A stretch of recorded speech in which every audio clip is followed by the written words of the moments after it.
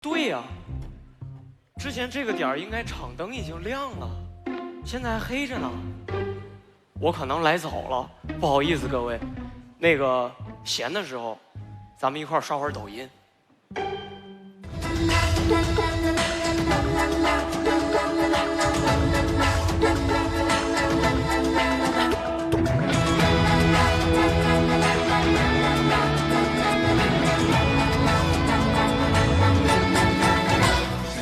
时间，像每个周末看电影，想要在这个夏天，把时间放到电影院里面，我们的愿望都能够在荧幕里面遇见。美好世界，就让我们一起出发。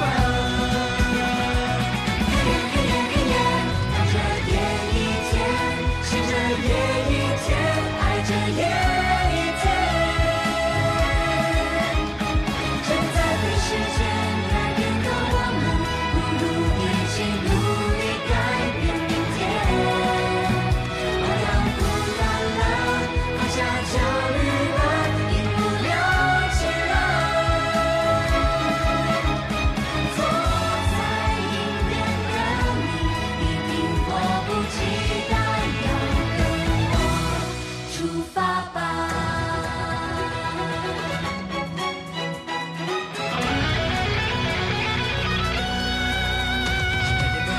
让我们走进电影的夏天。想要飞上月球去，向生活充满奇遇，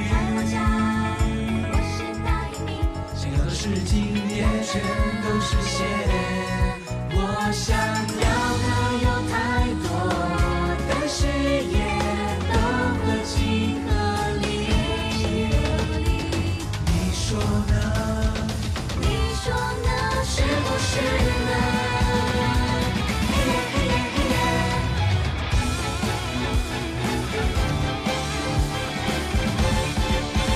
在这个夏天，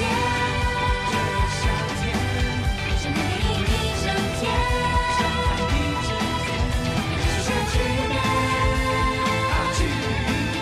在这一个迷人的世界，像就像大海间，你说停止时间，把逆行人生，以为成全在心间，想要的一定实现。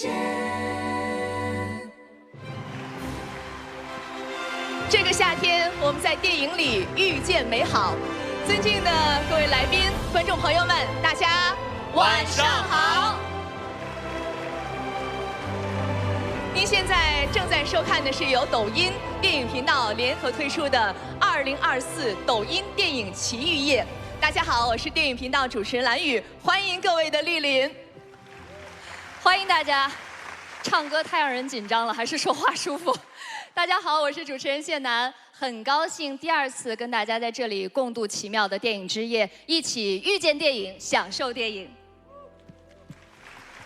大家好，我是演员胡先煦，今天非常荣幸跟2个姐姐同台一起主持，也很开心跟大家相聚在这抖音的盛会。欢迎大家在抖音搜索“抖音电影奇遇夜”，了解更多内容，享受今晚的光影之夜。刚刚呢，我们从来福大酒店剧组的电影直播间一路奔赴，来到了我们电影奇遇夜的现场。今晚我们和电影奇遇和电影人欢聚。真的看到了台下很多熟悉的面孔。是的。首先呢，正对着我的就是我的老搭档邓超，来跟大家打个招呼好吗？欢迎邓超。他刚才已经跃跃欲试了，就是人在台下，心在台上，想上来是吗？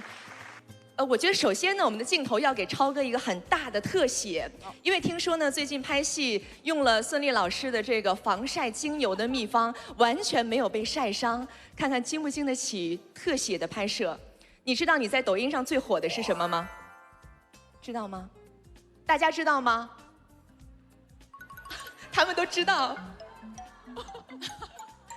那邓超呢？大家都说最近啊，终于想起来自己是个演员了。演员邓超杀回来了，而且呢是带着2部电影《沙海之门》和《胜券在握》。真的胜券在握吗？我们掌声鼓励一下好吗？期待着2部新片和大家的见面。那今天呢，我们的陈思诚导演还有刘昊然呢，也会来到我们的现场。不知道这一次在暑期档，他们是否会再次点燃暑期的热度？对，说起热度啊，我突然想起来，其实去年暑期档《封神》第1部在抖音上热度直接爆表，大家都知道吧？马看见什么是人决定的。自抖音开始，商务英语风靡全国，相关视频播放量超过了3.6亿次。今天我们乌尔善导演又来了，带着他的新片《一人之下》，而我呢也非常有幸参与其中。小胡说这话底气特别足啊！那这样我们就替小胡问一下乌尔善导演，觉得胡先煦同学在这部戏当中的表现还满意吗？此处无声胜有声。对，我们等着到电影院去慢慢检验，好不好？那刚才其实你们俩也聊到了暑期档的热梗，我会想到一句话，叫做“轻舟已过万重山”呐。而且这个尾音是精髓，一定要一咏3叹。在电影《长安3万里》里面，这是李白吟诵这首诗带给我们的跨越时空的共情和感动。当然，在抖音上，李白的模仿者车保罗老师那条视频点赞超过了1300万。哎，今天电影的主创和车保罗老师都来了，一次久违的同框，掌声送给你们。欢迎您，真的是一次充满梦幻的联动。其实今天呢，在我们的现场好像还有美食组。因为我一眼就看到了特别会做饭的贾冰老师，跟大家打个招呼好吗？欢迎贾冰。要问问《末路狂花钱》剧组的朋友们，贾冰老师做饭好吃吗？绝对好吃啊！而且我听说好像张艺谋导演剧组的盒饭也特别好吃，回头你们可以 PK 一下。小胡，你想尝试吗？斌哥，我已经认识斌哥很长时间了，但是我一直都没有吃到斌哥做的饭。今天晚上回去我得给他发个微信约一下。那怎么样？想吃什么东北菜？猪肉炖粉条子吧。下午茶，只是下午茶，只是下午茶。其实除了我们会做饭的电影人之外呢，看到我们今天台下的各位电影人，还会想到有很多的新片将会为大家奉上一顿电影大餐。首先呢，我看到了徐峥导演带着新片《逆行人生》来到了我们现场，让我们掌声欢迎徐峥导演。期待《逆行人生》的上映。当然呢，还有这边的管虎导演带着《狗镇》和《一个男人和一个女人》2部新片，也让我们掌声欢迎管虎导演来到我们的现场。谢谢管虎导演给我们比的小星星，已经点亮你的小心心了。那还有张嘉佳导演带着《云边有个小卖部》也来到我们的现场，我们欢迎剧组的各位，欢迎你们，欢迎。同时呢，还有饶雪漫的经典改编《沙漏》等等，有这么多的好电影，相信会为观众奉上属于我们中国电影的满汉全席。是的，今年的抖音电影奇遇夜呢，是抖音跟电影频道2大平台的奇遇。中国电影的红红火火、欣欣向荣，离不开每一个人对它无私的热爱跟呵护。今天晚上我们将会穿越屏幕，跨越山海，共赴这个属于电影的夏天。我知道很多影迷朋友已经迫不及待了，那我们马上开始揭晓荣誉。首先为大家揭晓的是2024抖音电影奇遇夜的第1项荣誉——年度新锐演员。让我们来看大屏幕。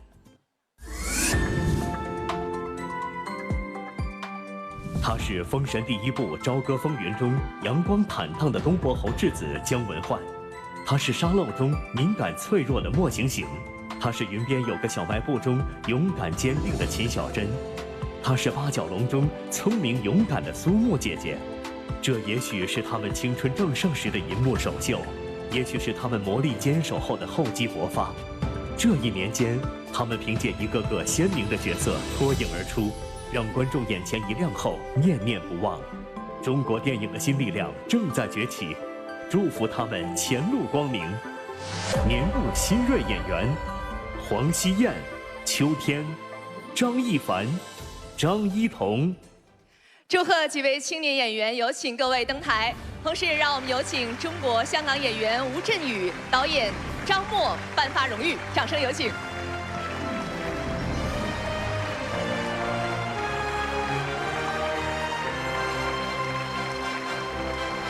欢迎几位青年演员来到我们的台上。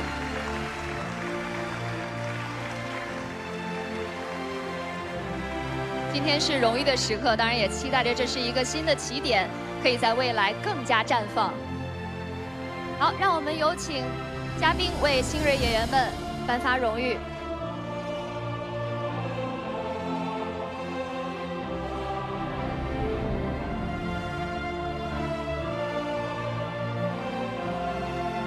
当然，我们也期待着台下的各位电影人能够和我们台上的各位青年演员合作，也期待着未来他们在更多的大荧幕作品当中和观众相见。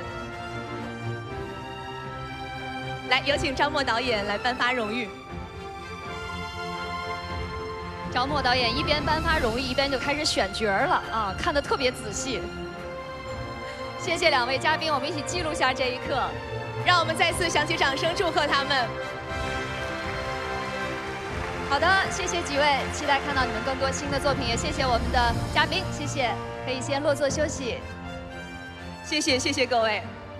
电影呢，始终是和观众在一起的。我们国产电影的发展要感谢观众们的大力支持，而抖音呢，一直以来以成长的态度为电影和观众搭建桥梁。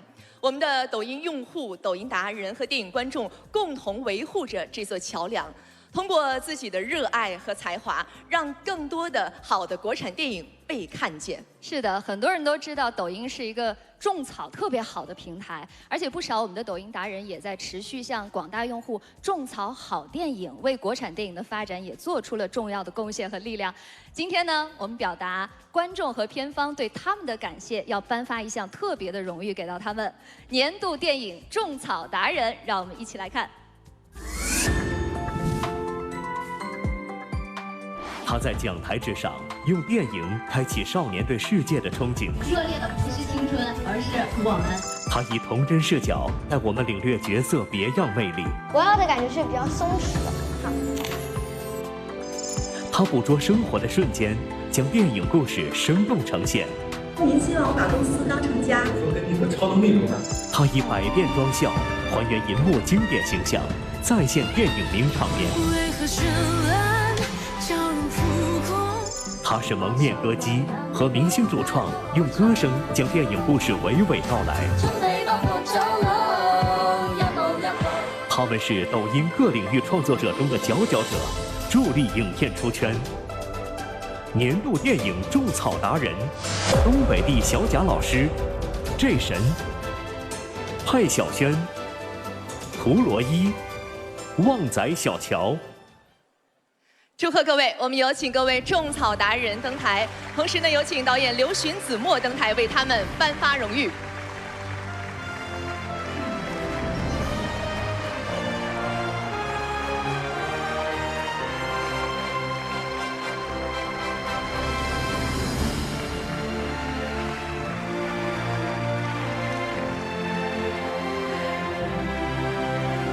导演要好好认识一下各位种草达人，到时候来种草一下我们的胜券在握啊！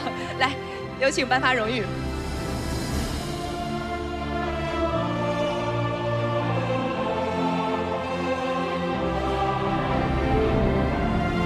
在这里也要谢谢我们这些种草达人对于电影的支持。好，我们一起记录下这一刻，看向前方。谢谢，再次的感谢各位，也恭喜你们。好，请回席落座。谢谢，再次祝贺。今天晚上会有很多新的电影，期待你们新的种草作品。那其实我也很好奇，谢楠平时你会用抖音看什么呢？哦，说到这个，抖音其实现在是我的一个工作阵地跟平台，因为我自己有节目在抖音。顺便跟大家说一下，还真的就是影宣节目，所以电影人朋友们，如果未来有宣传的需要啊，联系我，热烈欢迎大家来我的节目当中。那当然，今天晚上是电影奇遇夜嘛，我其实觉得抖音上面有很多相关电影的深度解说和评论也是很有意思的。它有的会从细节的角度，有的可能会告诉你这个故事创作的时代背景，有的可能会从演员演绎的角度去解说。你会发现，你把一个电影看厚了，你跟这个电影的连接的触角是越来越深广的。所以那个时候你会发现，哦，其实电影当中还有很多隐藏着的魅力。没错，我相信很多的朋友都喜欢看电影的解读，因为它不只有正在上映的电影，还有很多过往的一些经典的影片。所以说呢，抖音真的升级了我们了解电影的方式。在抖音上呢，有不少的内容创作者，他们通过自己的讲述和解析，不仅让更多的朋友爱上了电影，也拓宽了电影宣传的热度周期。那么接下来呢，我们将要为大家颁发的是2024年抖音电影奇遇夜年度电影垂泪创作者荣誉，让我们一起来揭晓。他关注影片细节与幕后，对每部新片都能侃侃而谈。哎，你有没有发现，好的电影都拍出了一个东西，那就是遗憾。他深挖影片潜藏的奥秘，博闻强志带你看懂电影。我给大家讲一下电影里的隐形人格是怎么回事。他依靠娓娓道来的解说，温情的文字抚慰人心。没有任何解说可以代替原片，好电影值得你体验完整剧情。他代表不可或缺的女性视角，让女性力量掷地有声。我们无法苛责爱情输给了距离，但我想告诉那些还在坚持的人，你们并不孤单。他述说无数个人生故事，凝聚故事背后治愈的光。一切都来得及，现在就爱自己。他们链接电影与观众，助力爆款电影的诞生。年度电影垂泪创作者，大师小哥，懂电影，故我电影，静公子，默默有闻。接下来呢，就让我们有请几位创作者：大师小哥、懂电影、故我电影、静公子、默默有闻上台。同时呢，也让我们有请导演田雨生来颁发荣誉，有请。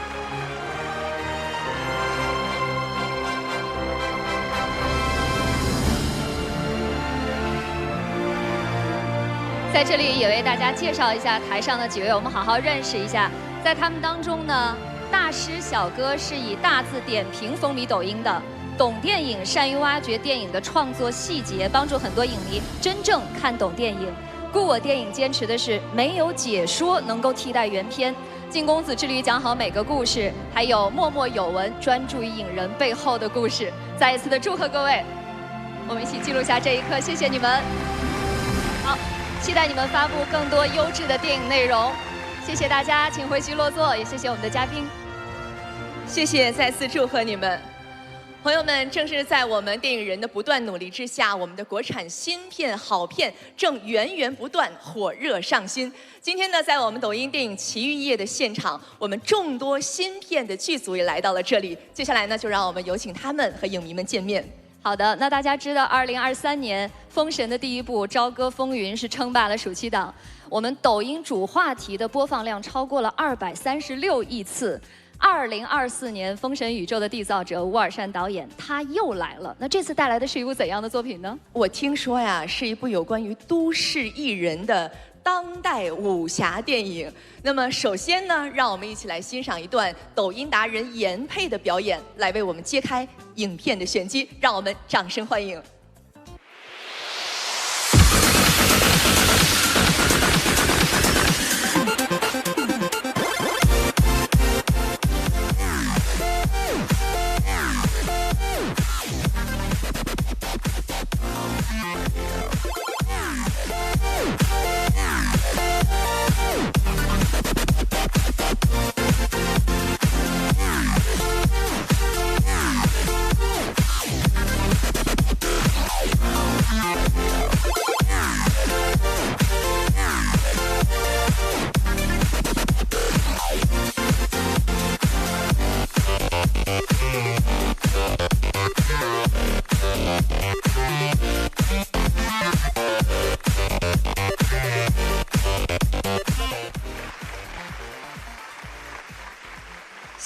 谢谢严佩，谢谢严佩为我们带来的精彩的表演。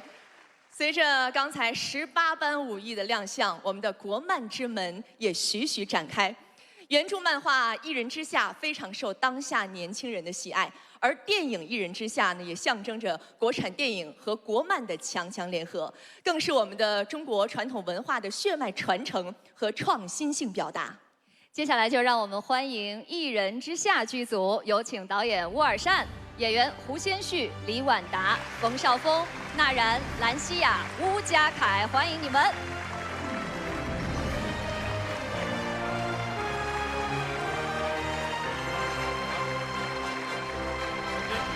欢迎《一人之下》剧组。昨天影片刚刚官宣，将在7月26号上映。今天呢，也是艺人团的首次亮相和集结，让我们现场再次响起掌声，欢迎他们。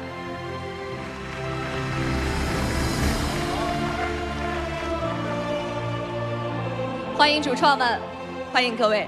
那首先呢，我们请乌尔善导演来为大家介绍一下这部电影是讲述了一个什么样的故事。大家好，我是乌尔善。很开心这次带着全新的奇幻动作青春电影《一人之下》来到抖音之夜。漫画《一人之下》有着宏大的世界观、新奇的异能设定和丰富的人物，但最吸引我的还是感受到了其中中国传统文化的魅力。这也是中国电影非常稀缺的一个题材。希望可以通过《一人之下》探索更多类型上的可能性。我们希望在电影里融合传统的武术、哲学、医学与时尚元素，大家在这部电影中会看到最传统和最时尚的结合。如果说《封神三部曲》是我们对传统文化的保护和尊重，那么《一人之下》便是如何让传统文化融入我们当代生活的一种尝试。大家很快就会见到一个我们中国人自己的异能世界。谢谢乌尔善导演的介绍。我们会看到台上的各位身着的都是中国风的服装哈。听说今天每位穿的颜色都和自己的角色是息息相关的，这个我们得请导演再来给大家详细的解读一下。我们电影里面每一个角色都有自己代表的气的颜色，让气可以更加可视化。是今天他们各自的礼服也是相互呼应的，他们的服装和他们有些配饰，对。然后这个《一人之下》中的气不同于我们谈论的空气或者脾气，它是一个中国古老的哲学的概念，它主要指的是中国的传统的哲人他对世界的看法，是天地万物产生的动力，也是生命运转的神秘力量。我们故事里面每一个艺人都有感知和操控这种气的能力。然后他们每个人都有自己的相应的功法。听乌尔善导演介绍完这个气之后，顿时觉得场上气势十足。这样好不好？我们就请所有演员用你们自己在电影当中的招牌动作介绍一下，您是来自哪个门派的？您擅长什么技能？也为大家推荐一下这部电影，好吗？那我先。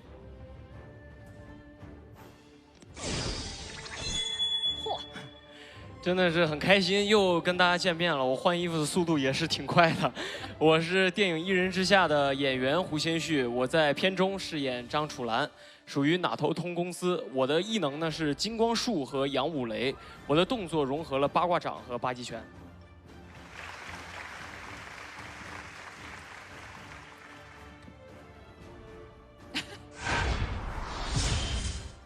大家好，我是演员李婉达，我是电影《一人之下》里面的哪儿都通临时工冯宝宝。我在电影里面没有一个独特的功法，我的身法是自成一派的，所以等于大家练的功我也都练了一遍。对，婉达说的很谦虚，但其实在片中是宝姐是吧？是的，地位很高的。对，来，我们下一位。哇，好有劲儿！大家好，我是好有劲儿的演员冯绍峰，在戏中扮演全信派的沈冲。我的绝招是高力期待，我可以利用人性当中贪婪的弱点，交出你的灵魂，实现你的愿望。绝招。感受到气场了，对，而且感受到二次元的味道。来，我们接下来纳然，好，纳然的动作展示。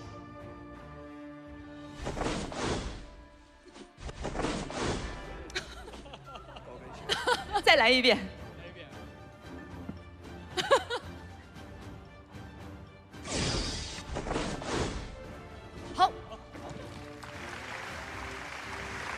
介绍一下你的这个动作流派。啊，谢谢大家。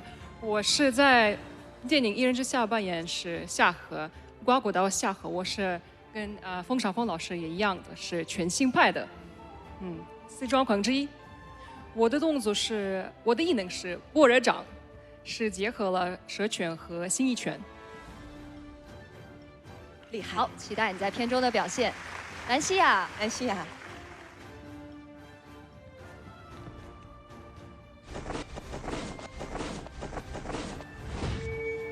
这一看都是练过的，很有底子。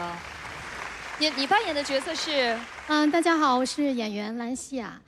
在影片中饰演柳妍妍，她是湘西傀儡市的传人，异能是傀儡术。我的动作融合的有太极，还有甩手舞，希望大家期待一下，谢谢。好的，谢谢兰西亚。那吴家凯，你展示之前，我俩要不要撤一撤？可以。好，给你留足空间。来，我们看一下吴家凯的展示。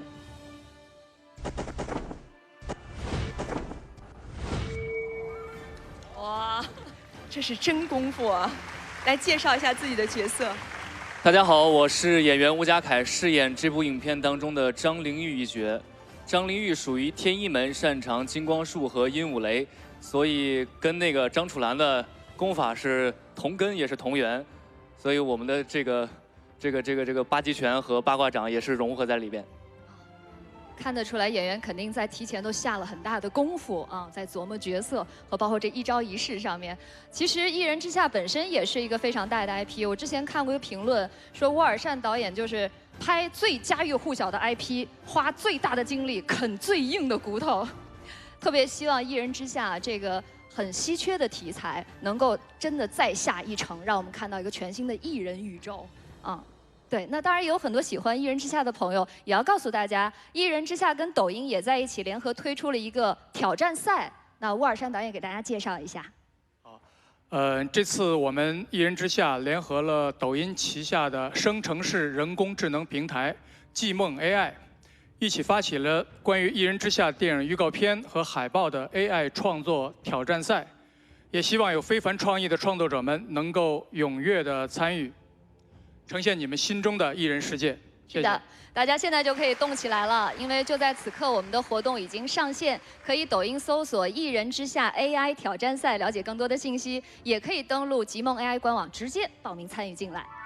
欢迎大家积极的参与到其中。那么，其实我们也关注到沃尔善导演一直都在用最先进的电影技术，在推动我们中华优秀传统文化的创造性转化和创新性发展。其实呢，我们也会发现，现在在抖音上啊，也有越来越多的用户，他们也在用自己的方式在创作内容，推动我们的传统文化的传播。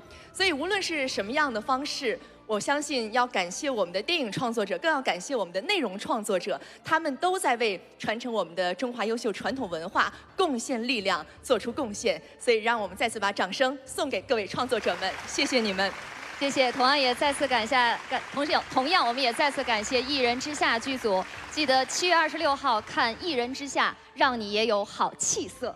谢谢，再次谢谢剧组的主创们，谢谢。电影院相见，谢谢。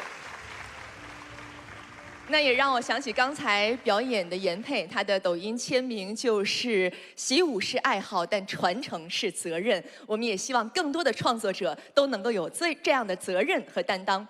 那么在抖音之上呢，我们的阵地经营和内容种草是助力电影宣发的2大核心。不少的爆款电影都是从抖音收获了第一批自来水。马上暑期档就要来了，很多国产电影也是蓄势待发，要陪观众度过一个热烈的夏天。而且我相信很多的影迷朋友透过抖音已经关注到了这些电影。那今天呢，我们都有机会成为这些新片的第一批观众，就让我们在电影的主题曲当中来先睹为快。欢迎电影《沙漏》的主演秋天、黄明昊一起带我们走进这个夏天。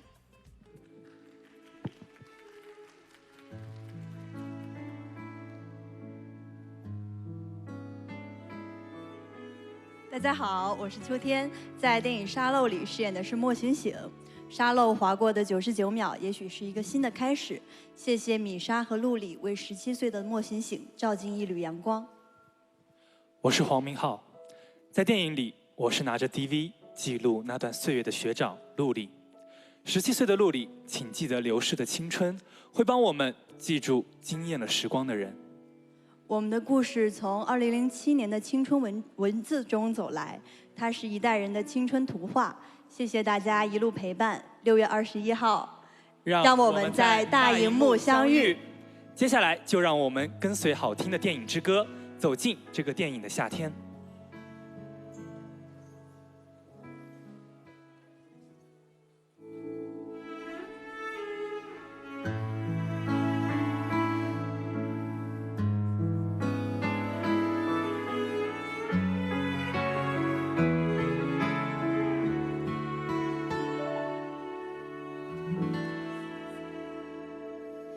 我看见群星从海底涌起，安抚我年轻还不懂疾苦的心。我看见远方的山峦升起灯火不停息，像在暗示我和你这一辈子都不会分离。我看见玻璃瓶碎了一地，但愿让伤心的、怀疑的多一些千里。我看见你义无反顾，朝着我反方向奔去，你我在杂草丛生的青春，红着眼独自回忆。我最好的朋友，这世间唯一不变的你，不知道后来的你，以及后来的我们，又会是怎样的一种心情？我最好的朋友，这世间独一无二的你，多么想穿越时空，好好抱一抱你，把你曾借给我的无尽的勇气都偿还给你。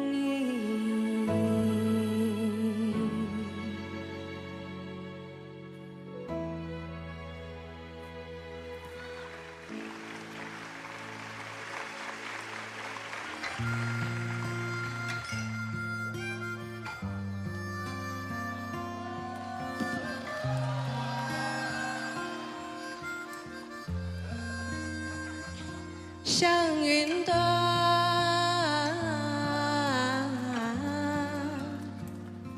山那边，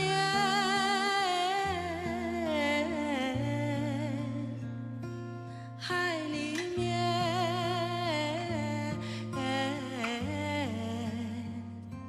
真实的我应该走向哪边？日落前。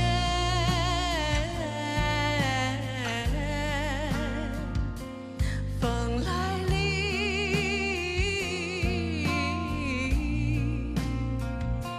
石墩下，我在盘腿坐着，人到底靠什么来定义丑恶？神啊，你在哪？山啊，我害怕，海啊也带不走，尽头到底有没有？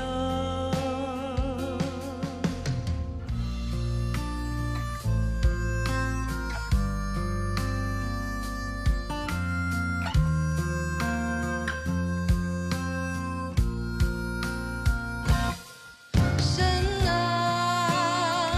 你在哪？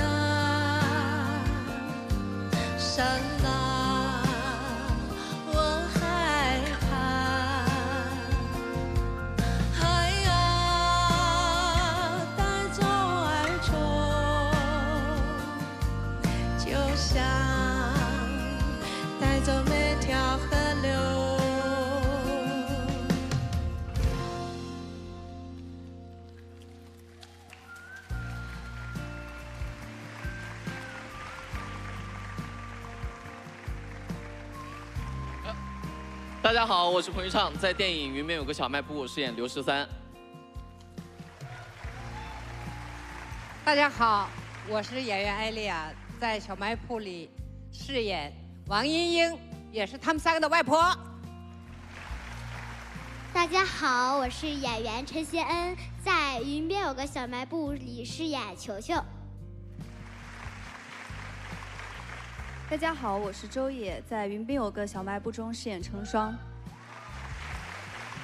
云边小卖部，货架上堆着岁月和夕阳，这里面藏着刘13最珍惜的人，有小气鬼外婆王英英，有陪伴多年的街坊邻居、童年玩伴，还有一个明媚的女孩陈双。你们知道吗？生命是有光的。我在小卖部里存放了一整个夏天的萤火虫，希望能够照亮你们回家的路。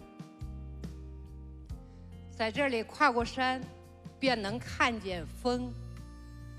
风吹散云朵，就能见到想见的你们。我们在云边镇等大家来玩。6月22日，我们不见不散。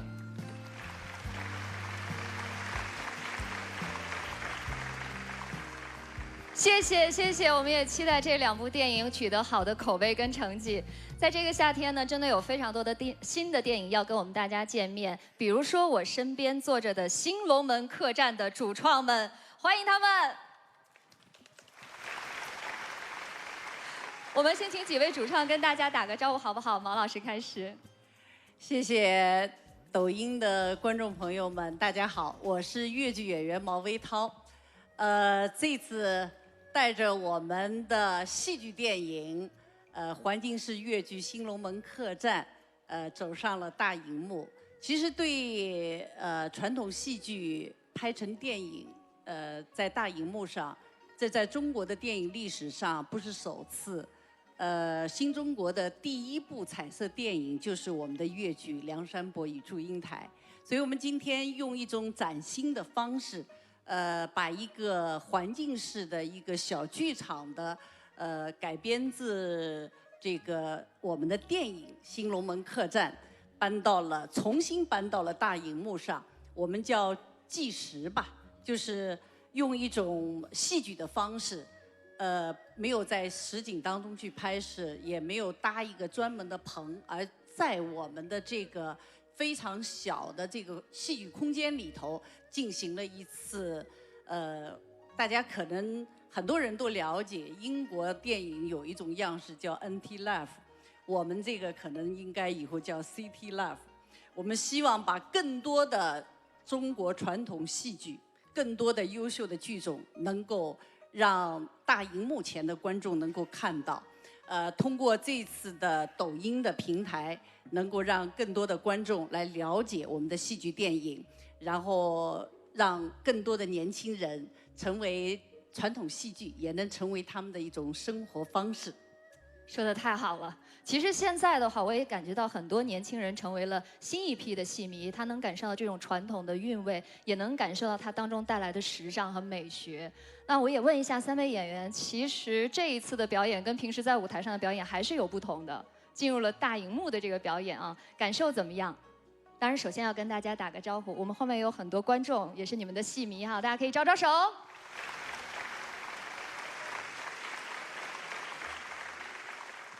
很高兴能够来到这里，和粤剧一起跨界而来，跟这么多电影界的老师朋友们相见，也非常高兴我们粤剧能够以不同的形式，通过各种不同的平台，跟更多的朋友们见面。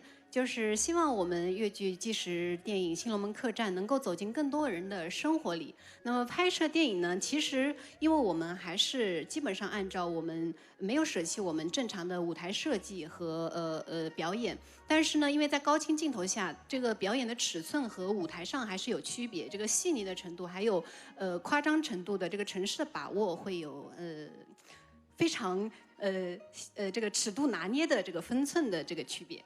对于表演又有了新一层的领悟哈。对，来，大家好，我是粤剧演员李云霄，然后在我们的环境式粤剧《新龙门客栈》中扮演老板娘金镶玉。将我们的这个黄金式越剧新龙门客栈拍成电影，其实对我来说，我觉得是我人生中非常有意义的一件事情。在拍摄这个电影的过程中，也感受到了很多镜头艺术跟我们舞台的这种现场艺术的完全不同的区别。真的是人物的准确性是最重要的。我要在非常短的这么几秒钟的时间里，把最准确的这种情绪传达给观众，然后让这个我心目中的金镶玉可以在我们越剧这个纪实电影中有一个新的理解和解读。期待。亚洲呢？大家好，我是越剧演员张亚洲，在剧中扮演周淮安。这次电影非常感恩马老师给了我这么好的一个平台和机会，让我得到了自我锻炼。也请大家多多关注我们传统文化，也关注我们新龙门电影，谢谢。好的，那我也想问一下马老师啊，在电影当中会保留很多我们很期待看到的舞台上的高光时刻吗？当然，首先刚才你们一看，我们16的看着那俩像爷们儿哈，对吧？我们就是以全女班。越剧一直是以女子越剧为擅长的，所以到今天小百花已经整整40年了。他们这一代已经是我是原生代的，他们已经是我们应该说第4代的演员了。我们当年的一出《舞女拜寿》可以说震惊全国，拿到了金鸡奖。今天我希望这个通过他们这一代人，用我们这样全新的一种戏剧电影的一种记录电影的方式，再让更多的观众能够去认识他们，能够亲近我们的传统艺术。所以这次他们能够有这样的一个展示，我特别高兴。尤其是真的什么叫破圈，让我尝到了这个破天的流量，破天的富贵。当然我知道，当这些破天的流量来的时候，我们更应该要冷静下来。未来怎么样可持续性的去发展我们的传统戏剧，能够让更多的好的作品，更多的好的优秀的演员，能够让更多的观众来认识他们。所以这次我们3位演员，一位是这个周淮安啊，当年是这个梁家辉先生扮演的，金镶玉是张曼玉扮演的。贾婷是我们这次为了女小生特别创作的一个角色，特别有意思。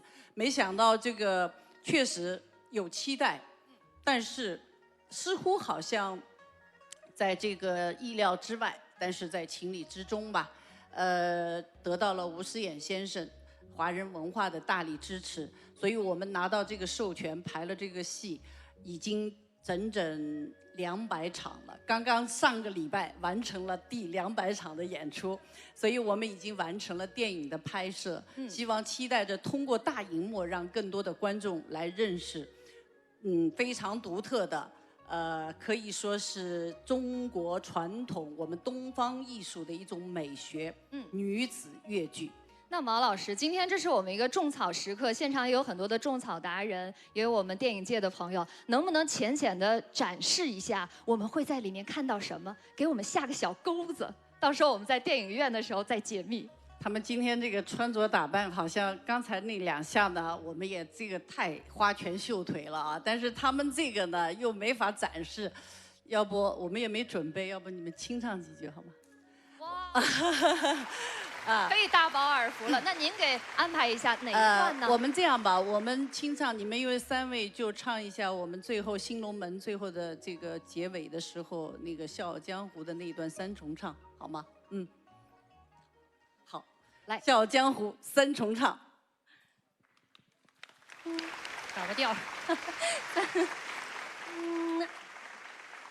赠一杯，金银3岁，金星参。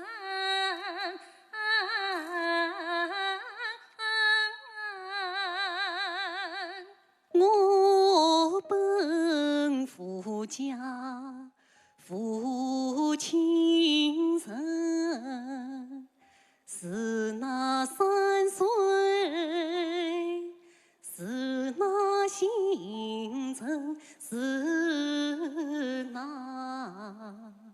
星辰。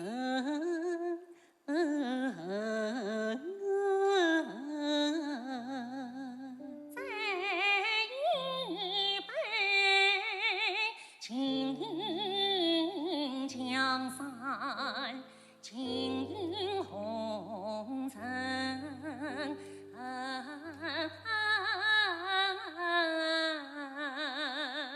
我本父名负心人，废了江山，废了红尘，废了红尘。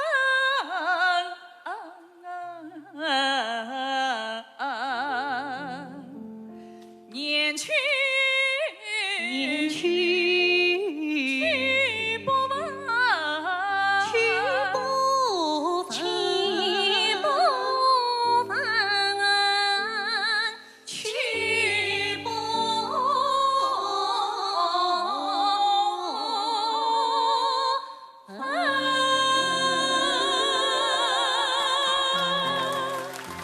谢谢，谢谢。大家可能听不懂，最后那一句就叫念去去去不闻，去不问。这个江湖是什么？江湖就是自由。同时在新龙门客栈当中，我们传递出，中国传统文化当中墨子的这个非攻兼爱的这样的一种精神，把我们中国传统文化和我们的越剧艺术、女子越剧艺术结合在了一起。期待着观众们能够在荧幕上看到我们的这个新龙门客栈。太期待了，我们掌声来说明一下我们大家心里面的期待值，好不好？可以听一下啊，包括我们后排的观众朋友们。谢谢谢谢，再次谢谢几位主创，期待你们的电影《新龙门客栈》，请坐。那别的不说啊，丽君前排就肯定有一位《新龙门客栈》的自来水，来举手一下。浩宇是不是？好，给大家介绍一下啊。这边就座的主创呢，也是刚刚上映的电影《我才不要和你做朋友》的主创。来，我们从导演还有主演给我们大家打个招呼。大家好，我是我才不要和你做朋友的导演何念。何导好。大家好，我是我才不要和你做朋友的主演陈浩宇。大家好，我是我才不要和你做朋友的演员王浩。我不知道导演跟主创们有没有关注抖音上面关于电影有一条非常火的视频，就是这一刻一向不苟言笑的男班主任为我穿上了旗袍。我看到这一条。看到过这一条是不是？对对对。有看到过他的点赞吗？收获了300多万的点赞。看到了，因为正好也是我们上映的前后也是高考的那段时间，对。那既然这样一个特别的时间节点，我们这个戏其实也跟高考有关系。那么有什么话想对我们这些刚刚结束高考的学生们说呢？祝福他们刚考完的这个一切顺利，也在打开录取通知书的时候，一切指定能赢。指定能赢。好，这是一个巧妙的谐音梗啊。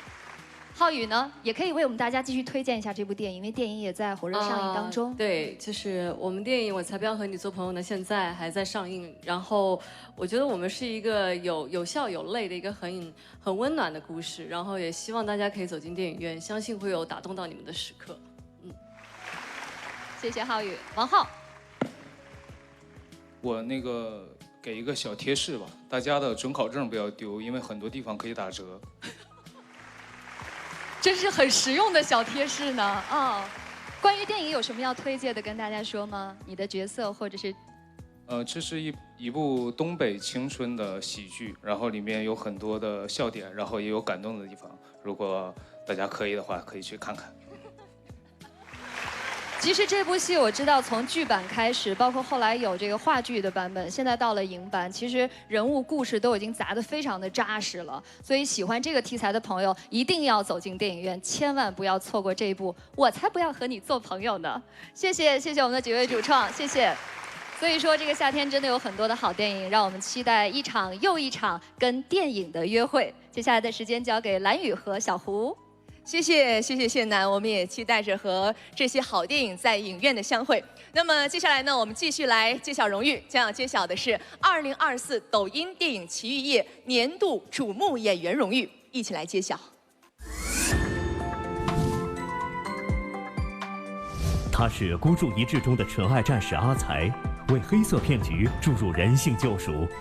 历经10年沉淀，他厚积薄发，接连献上《孤注一掷》《第8个嫌疑人》等多部作品，入驻抖音后超高关注度，助力人气破圈。他是我经过风暴中一腔孤勇的年轻律师，也在最后的真相中抽丝剥茧地挖掘真相。一种角色，2种情绪。作为新生代演员，他在纯粹中融入反差，以通透之心遁入光影之门。年度瞩目演员孙杨、王颖璐。有请孙杨、王颖璐登台收获荣誉，同时有请导演、演员、监制大鹏颁发荣誉，有请。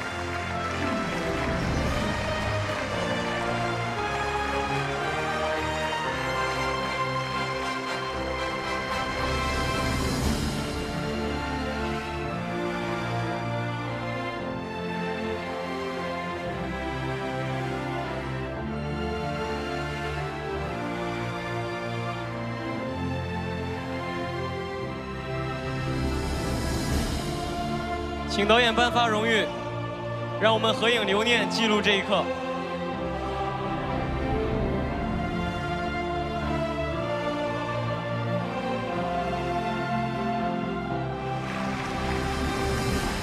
好，谢谢，请导演回席继续观礼，2位演员请留步。我们首先祝贺2位演员，请发表感言。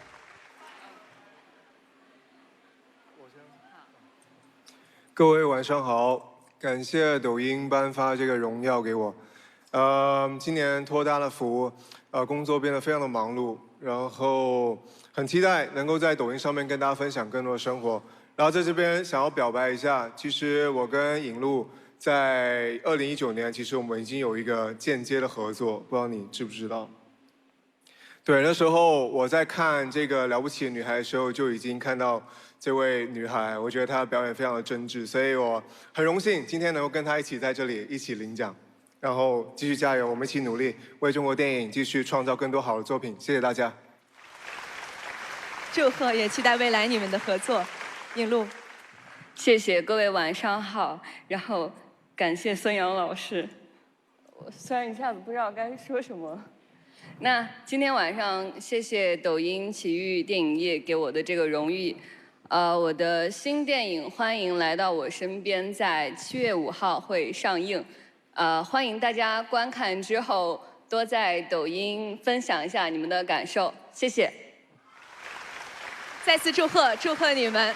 我们也要支持孙杨的新电影，对吗？片片喜欢你，欢迎大家关注支持，谢谢！再次祝贺2位，请回席落座。恭喜恭喜！那我们继续。下一个要颁发的荣誉属于年度惊喜电影，让我们一起揭晓吧。人生不过3万天，开心一天是一天。源于生活的走心喜剧，给观众带来欢乐多巴胺。人生苦短，不如把酒言欢。看镜头啊！3、2、1，起！取材真实原型，引发社会关注。这部现实主义力作将情与法、德与失体现得淋漓尽致，引发观众共鸣的不仅是戏剧冲突和张力，更是有血有肉的正义和情义。是不是该做点什么？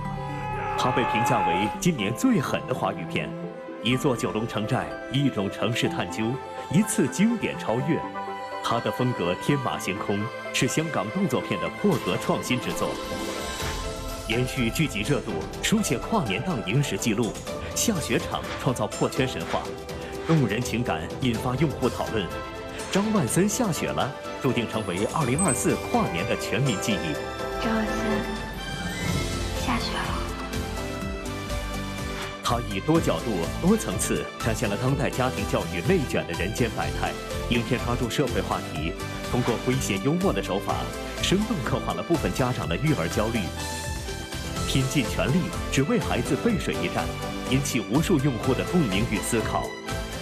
年度惊喜电影《末路狂花钱》，3大队九龙城寨之围城，一闪一闪亮星星，学霸。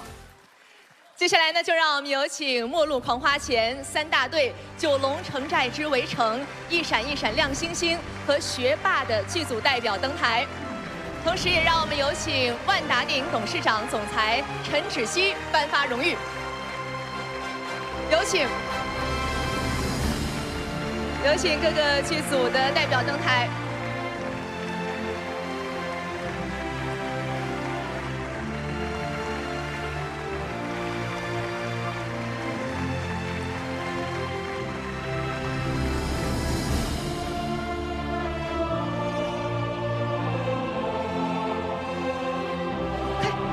上台一起来接受荣誉，见证一下，快来！好，请荣誉嘉宾为剧组颁发荣誉。来，尤其柏乔去年还得过我们的年度突破达人，对吧？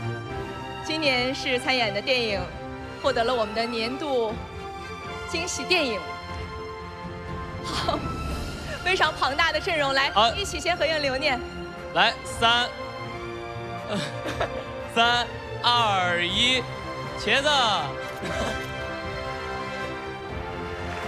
好，请荣誉见证嘉宾回席落座，几位剧组代表可以发表感言了。好，那我们首先有请末路狂花钱的代表，导演。我就不耽误大家时间了，行吗，哥？少说2句。好，感谢抖音电影奇遇夜，然后感谢我们末路狂花钱的台前幕后的工作人员们，然后感谢观众朋友对我们的喜欢，谢谢大家。祝贺！我们请三大队的代表，戴墨导演。非常感谢抖音电影奇妙夜，然后也感谢所有抖音的用户，所有三大队的支持三大队这部电影的观众朋友们。今天跟兄弟们又能再见，然后非常的开心。谢谢大家，祝贺！那我们请林峰。首先非常感谢抖音，也特别高兴观众们喜欢我们九龙城寨之围城。我们其实接下来还会有一个前传，还有后续的电影，所以希望大家可以继续支持我们，感谢，也同时恭喜台上的每位演员。祝贺！太期待了，前传啊！那么接下来我们有请一闪一闪亮星星的代表，有请。感谢抖音奇遇夜授予一闪这个惊喜电影奖。然后作为电影圈的新人导演，我希望接下来可以在每一部作品当中都给大家带来惊喜，我会努力的，谢谢。感谢我们的团队，也感谢我们的观众，谢谢。谢谢，祝贺2位导演。那我们有请学霸的代表，有请导演。感谢抖音电影奇遇夜给予电影学霸这份祝福，这份肯定。我也会把这个奖项的好消息带给我们剧组其他的主创们，谢谢大家。好，再次祝贺。谢谢大家带来满满的回忆，大家可以回席落座了。恭喜！祝贺！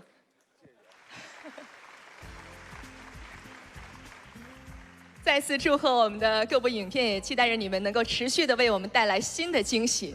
哎呦，找不着了已经，找到座了吗？好，那么接下来呢，我们要继续和新片相约。那么刚才呢，我们和一部国漫改编的电影相遇，接下来我们要和一部知名小说改编的电影相遇。是哪一部电影呢？我们可以留一个悬念。有请抖音达人、电影垂泪创作者静公子来为大家解密，掌声欢迎。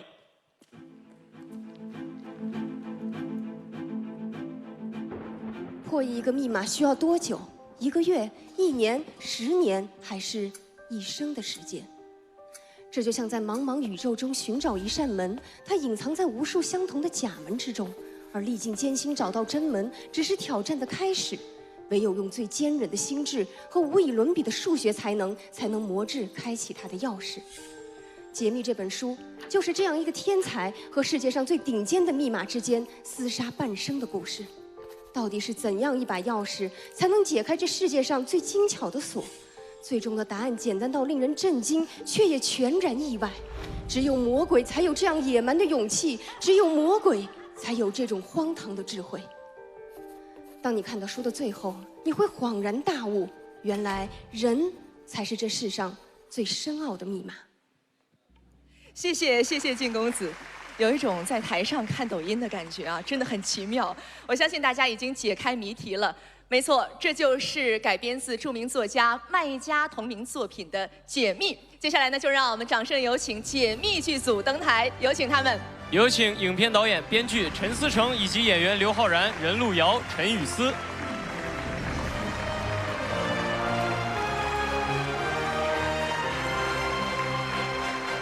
声音还不够响亮，你们刚才喊的是？欢迎大家。那我们也请大家跟我们现场以及正在观看我们直播的所有的朋友们打个招呼吧。我就说我位置站错了，他们刚刚又把我调过来，我应该在这儿还是？对，大家好，我是影片的导演、编剧陈思诚，所有抖音的观众朋友们，大家好。大家好，我是演员刘昊然。大家好，我是演员任璐瑶。大家好，我是演员陈雨思。欢迎各位。那我们都知道，麦家的这部小说呢，在全球的21个国家发行，是一部文学性极强，而且具有着深刻意义的作品。但是影视化的改编其实是非常有难度的。那我们也请思诚导演给大家讲一讲，为什么想拍摄这个故事，这是怎样的一部电影？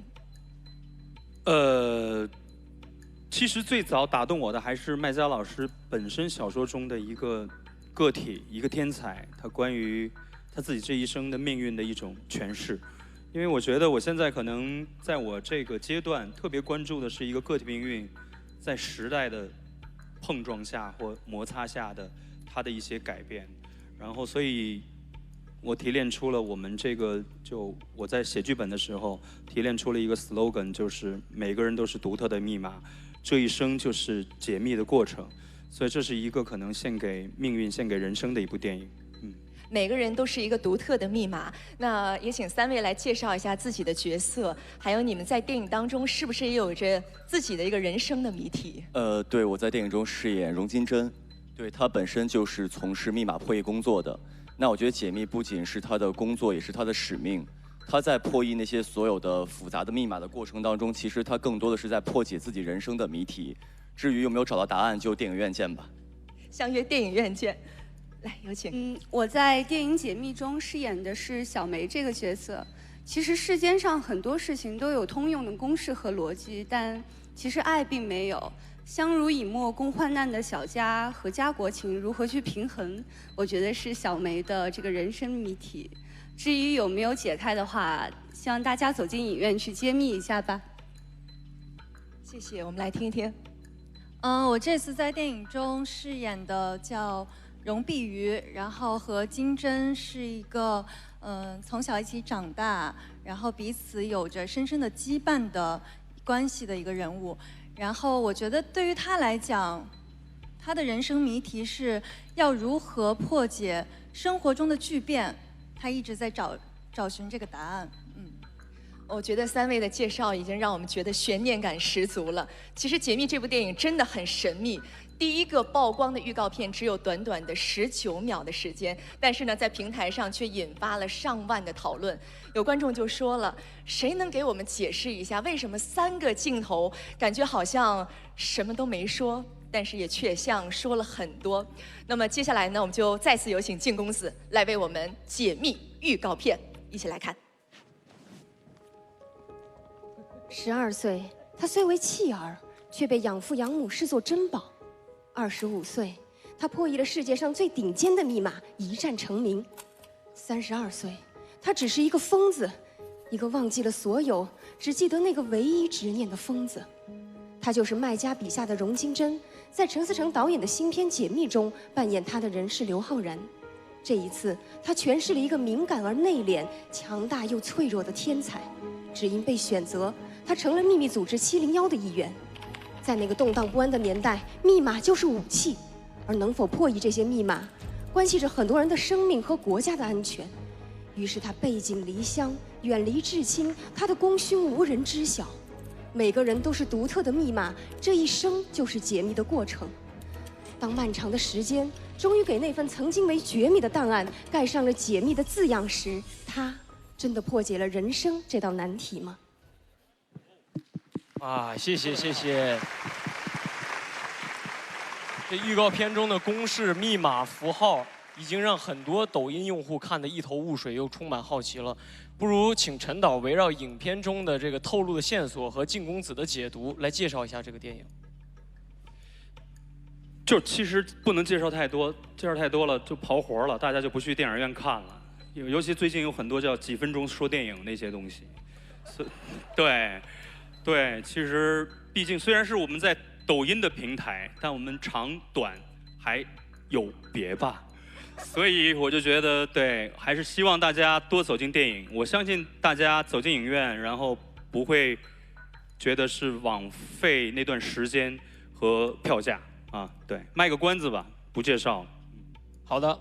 但我刚才看预告片中一共出现了几次神秘的电灯，3次电灯的开关呢，好像是代表了浩然哥饰演这个角色3个人生的阶段啊。这次我们抖音奇遇夜也准备了一个台灯，你要不拉一下试试看能大变活人是吗？这能亮吗？其实亮了。观众们，它亮了，只是因为我们这个灯太亮，它不显，它亮。不是，大家可以看到我们后面的大屏幕上，现在出现了一道谜题：36、99、18，最后一个数字是什么呢？大家来想一想。浩然，交给你了。浩然，你先算着啊。我先问问台下，看看有没有朋友算得出来。黄明昊，你最擅长玩密室了，把话筒给黄明昊，能猜出来吗？我觉得这个肯定是跟时钟有关系，对，没错，你答对了，应该是跟时针分针有关系，但是具体算的怎么样，我觉得还是得让浩然哥来。那个彭昱畅，这还得点人的啊，那反正你就点那些看着很聪明的那几个啊，行吗？实不相瞒，我高考全靠语文。刚才已经给了一个线索，黄明昊，你真的很聪明，真的是和时间有关的。那具体应该是？不是，我就说但凡数字都跟时间有关吧，这是吧？那具体呢？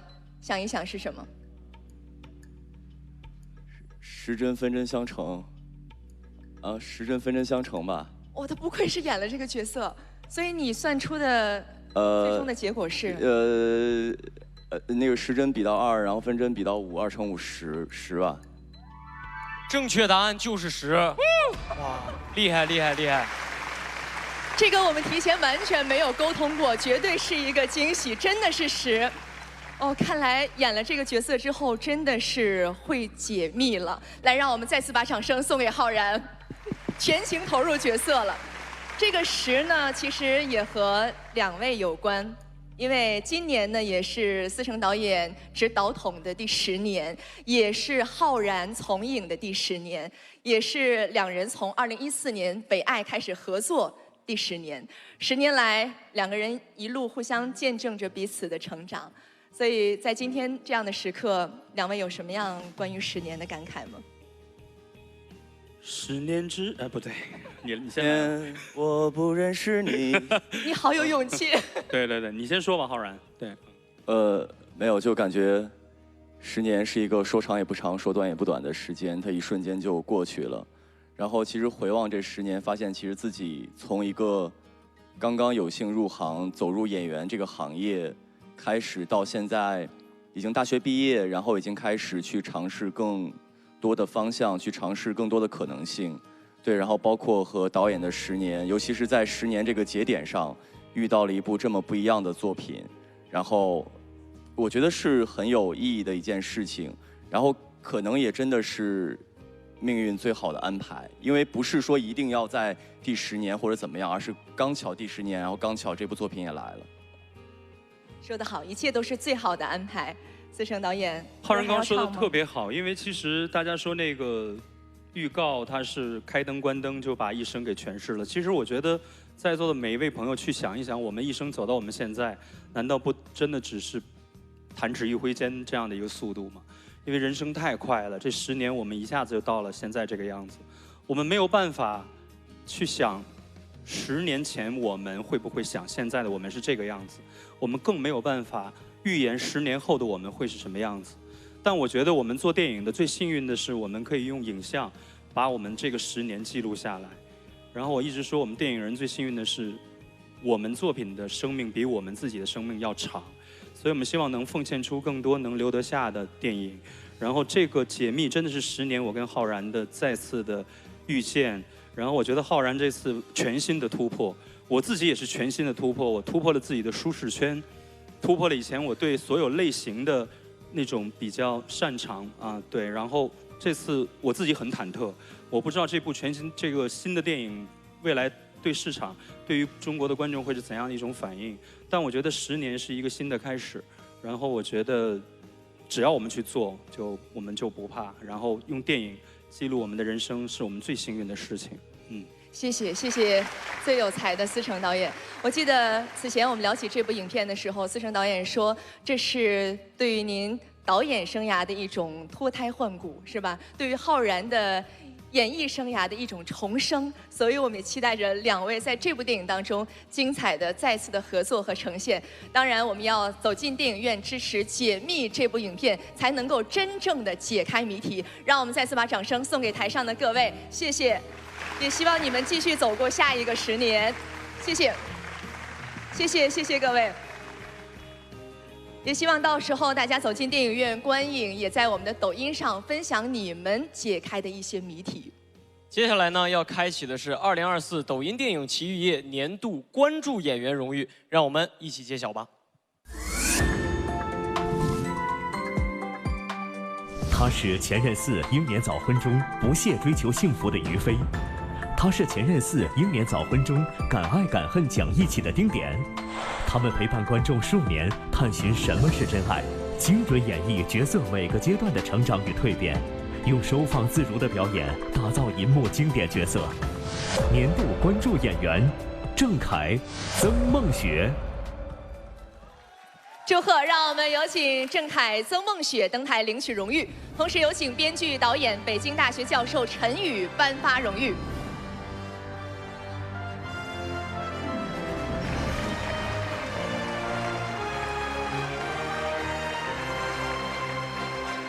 恭喜！有请嘉宾颁发荣誉并合影留念。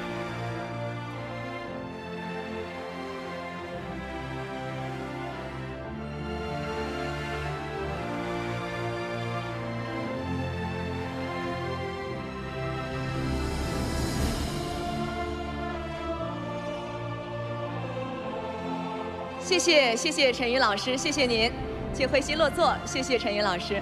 那我们有请2位来发表感言。大家晚上好，我是演员曾梦雪。感谢抖音，给我颁这个奖，我非常的荣幸。然后要感谢田雨生导演，7年前选择了我来演丁点，从前任3到前任4，非常感谢你们喜欢丁点。还要感谢郑恺哥在现场对我的帮助。之后会更加努力的，谢谢大家。大家好，我是演员郑恺。其实刚才听那个思成和浩然在说10年的时候，我也很感触，因为今年刚好是前任攻略系列的第10年。我们是2014年开拍的，然后今年刚好是2024年，也是我认识田雨生导演他们的第10年。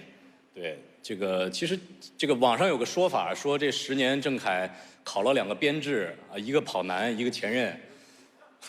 其实这个中间也拍了不少东西，但是这个提及率最高的其实还是前任攻略。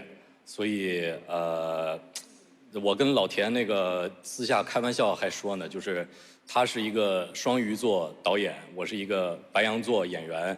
上一个导演和演员这样的组合是冯小刚导演和葛大爷，这我俩有点奔着这个意思去了，就是，所以要特别感谢抖音电影《奇遇夜》，然后希望下一个10年还能耕耘出2个让人记得住的 IP。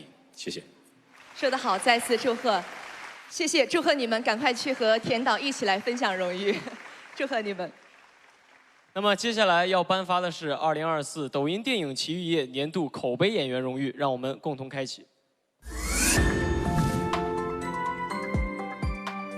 她是第20条中一身正气的女检察官。我们不能够让这个母亲突然希望，我们有什么资格穿上这身衣服？她是《飞驰人生2》中释放激情的孙瑜。她是3大队中性格鲜明的廖健。他们是多面演员，在千差万别的角色中演绎世间群像，用精彩表演获得了观众的认可。年度口碑演员：高叶、尹正、张子贤。祝贺！让我们有请高叶、尹正、张子贤登台领取荣誉，同时有请阿里影业总裁李杰颁发荣誉。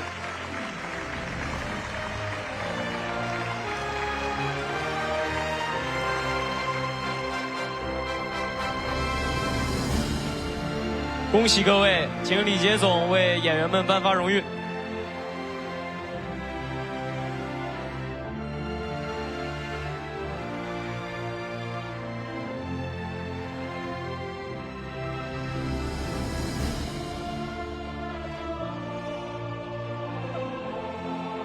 别绕了，好，来一起来合影留念，3、2、1，谢谢，谢谢李总，谢谢，谢谢，回席落座。来，我们有请各位发表感言。这套业务不太熟悉是吧？来，我们有请，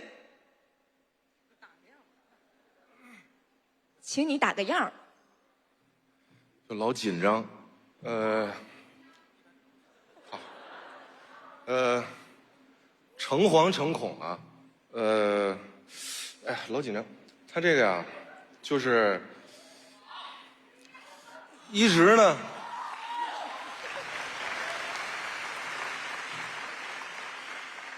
就一直啊想做一名优秀的演员，啊，今天呢还有口碑了，这个金杯银杯不如老百姓的口碑啊，好的口碑呢也依托好的平台啊，感谢电影频道。感谢抖音给予我这份荣誉，这个接下来就继续努力，感谢大家，感谢观众朋友们，上半年已经过去了，没拍电影呢，今后呢还想再来，下半年我努力，然后希望各位的导演们也想着点我。感谢。祝贺子贤，太优秀了！你这个样打得太好了，是吧？压力给到你了，高叶。哎，大家好，谢谢。首先我想谢谢电影频道，谢谢抖音给我这样一个荣誉。我觉得这个不仅是对我的肯定，也是对我的鞭策。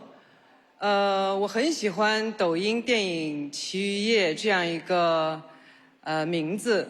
我希望在未来，我们在更多的故事和更多的角色里面有奇妙的相遇。谢谢大家，也感谢大家继续喜欢我，谢谢。祝贺高叶，一个比一个说得好。尹正到你了，气氛组在哪里？首先感谢抖音，然后感谢电影频道，然后感谢2位老师给了我很长的时间去想我的这个获奖感言。我觉得我的获奖感言是天衣无缝的，啊，说是让我们继续宠爱6公主，积极记录美好生活。谢谢大家。谢谢，再次祝贺3位。还想在一起拍个合影是吗？又走到中间去了。来吧，台下给他们拍一张好不好？来，鹏鹏。哟，你还站起来了。哦，可以了，好。有了吗？好嘞，谢谢，祝贺祝贺3位，谢谢，请回席落座。那今天呢，我们看到台下也坐着很多的电影人，我们现在呢就走到台下来看看管虎导演您在聊什么呢？来跟大家打个招呼。哎，你好，老爷。欢迎管虎导演，欢迎梁静老师，来2位跟大家打个招呼，这边向后转。大家好，抖音的观众朋友们，大家好，管虎。Hello， 大家好，我是梁静，抖音的朋友们。那其实呢，管虎导演有2部作品都要和大家见面了，一部呢是《狗镇》，一部呢是一个男人和一个女人。首先呢，向大家来介绍一下《狗镇》这部电影吧。其实就是一个动物把人体内的勇气唤起来的故事，就这样。梁静会怎么样介绍呢？我觉得就是有没有勇气再次上路。对，因为其实人的一生会遇到很多机会，你能不能有勇气抓住它，重新开始？对，狗镇呢将于明天，也就是6月15号正式面见观众，也希望大家能够走进影院支持。那么管虎导演还有一部作品，就是一个男人和一个女人，这2个人已经站在我的旁边了。欢迎2位来跟大家打个招呼。各位好，各位好，这个特别高兴，这次 ，hello， 这次过来，然后这么热闹的时候，又在上海电影节，然后又跟好朋友，看到周围有好多的电影人都有新作，我们也同样有，就是简单介绍一下这个，导演这次叫双喜临门一个狗镇已经拿了戛纳大奖那个狗镇是讲的一个狗跟一个人待了一阵子，叫狗镇。接下来我跟倪妮是一个男人和一个女人待了一阵子，对，女人。我们也请倪妮来介绍一下电影。这博哥说的很完美，对，我们就是一个男人跟一个女人，他是一个男人，我是一个女人。听说是410和412，对，一墙之隔发生的。详细点，你是410，对不，我412。你这说的怪吓人的，对，是不是走串了？我是410，他是412，对。倪妮会怎么样形容这部影片？我觉得就是看过之后是一种慰藉，一种治愈。一种慰藉和治愈。博哥呢，还有更多的推荐吗？就百爪挠心，对，然后同时又温暖有他说的治愈。其实这个是一个非常不一样的一个电影。那我们再请管虎导演再来推荐一下另外一部新片。在尝试一个温暖的世界，这个对我觉得对博哥也是一个新的领域挑战。对倪妮是不是我不知道，但是我觉得他对我们2个是很治愈的，确实是。那我们不妨来问问倪妮是吗？虎哥说是就是。我没有异议，对，非常治愈。都听导演的。非常治愈。请问这个治愈的方子里边配药都是怎么配呢？有你的烤肉，还有你下海捞的螺。有你的烤肉。对。还有下海捞的螺。因为这就是我们的电影工作者在缝隙中经常会找到的一些小快乐。我们在那儿用电影填充生命，然后用烤肉填充生活。所以戏里戏外都是非常愉快的一次合作。那么电影呢，明天也将亮相我们的上海国际电影节，这一次也是入围了金爵奖的主竞赛单元。在这里呢，我们也预祝电影能够斩获佳绩，同时我们也期待明天能够支持《狗镇》的上映啊！预祝管虎导演的2部影片能够票房大卖。谢谢大家，谢谢。来，让我们一起来看大屏幕。他是《三桂情史》中见证奇迹的人间男孩王三桂，也是穿过月亮的旅行中为爱奔赴的纯爱青年王瑞。从小少年到阳光青年，银幕见证他的成长，是众望所归，亦是未来可期。他是《封神》第1部《朝歌风云》中惊艳夺目的苏妲己，初出茅庐，他用6年的坚守证明自己。且待少女乘风破浪，再次交出银幕答卷。年度实力青年演员胡先煦，纳然。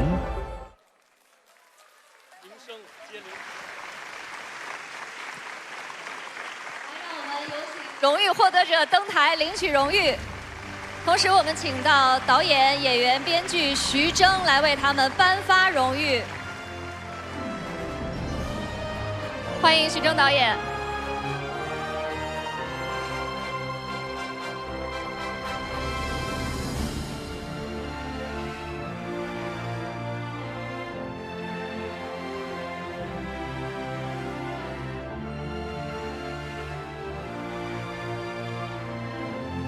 谢谢徐峥导演。好，谢谢徐峥导演，可以先落座休息。那两位也发表一下感言。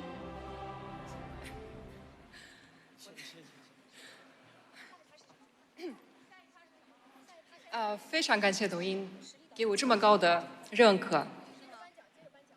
我想感谢大家对《封神》的关注和喜爱。在这里，我特别的想感谢沃尔善导演，他在人群中发现了我，才有了今天这个演员纳然。想感谢我们制片人珊珊姐，感谢我们《封神》剧组所有台前幕后的老师们和工作人员，因为你们的共同的努力，才有了今天的成绩。谢谢大家。我会继续努力，也希望能带来更多优质的作品，汇报大家。谢谢。非常感谢，因为今天来回转换身份，然后刚才就有一点小紧张，然后谢谢电影频道，谢谢抖音奇幻夜给我颁的这个奖，我觉得非常的荣幸，也受到了很大的鼓舞。我会接着好好拍戏。一直拍下去，然后我的下一个要跟大家见面的戏是《一人之下》，7月26，希望大家多支持，感谢。好的，谢谢我们的青年演员，可以先休息一下，也期待你们有更好的作品。当然，小胡一会儿还要继续转换身份啊，一会儿见。好，接下来我们继续为大家揭晓荣誉。接下来为大家揭晓的是2024抖音电影奇遇夜年度实力导演荣誉，让我们一起来开启。给老子把旗子打出来！他扎根生活，描摹生活，将质朴和真诚带到了大银幕。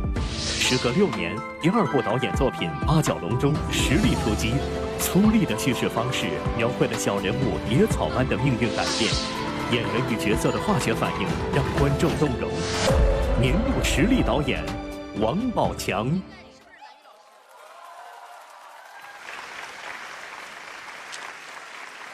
我们欢迎王宝强导演登台接受荣誉，同时也让我们有请导演、编剧、监制曹保平颁发荣誉。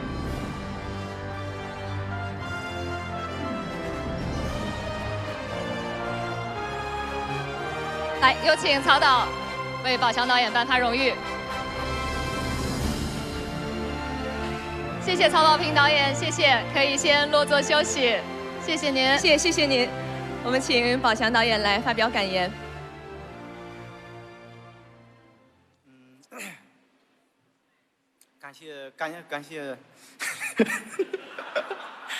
感谢电影频道和抖音给这个认可。其实。给一个年度实力，我觉得听着我自己心里好像有点很忐忑，有点。其实我还是一个新人啊，但是我觉得可能就是还是个新人，我觉得实力是有的，还得慢慢的发挥。对，我觉得这个对得慢慢来，一步一步来证明实力。对，我觉得路还很长啊，我觉得还得脚踏实地的做好每一步，拍好每一步。因为这个也是非常感谢观众这么多年来以来一直给这个支持和鼓励，才会有这个更大的这个信心来做导演。那我觉得总而言之就是感谢自己，还是不能原地踏步，也不能停留。我觉得还是静下来，反正就是认真的、踏踏实实的来创作。反正我的宗旨就是拍电影就是要服务好观众，然后今后就是拍更多观众爱看的电影。谢谢，我会继续努力，加油。谢谢，继续加油，期待着宝强导演的新的作品和大家见面。那么接下来呢，我们要为大家揭晓的是2024抖音电影奇遇夜年度实力演员荣誉，让我们共同揭晓。从阳光少年大展拳脚到热血铁汉，从业20多年，他不断努力和突破，陪伴影迷走过青春岁月。九龙城寨之围城中，拳拳到肉，演技细腻。他是孤注一掷中表面斯文实则凶狠的诈骗头目，表演细节征服众多观众。他的演技入木3分，总能带来新惊喜。勇于挑战，发掘更多表达的可能性，在电影中钻研角色，寻觅真我。年度实力演员林峰、王传君。祝贺！我们有请2位登台领取荣誉，同时有请欢喜传媒集团执行总裁、首席执行官向少坤颁发荣誉，有请。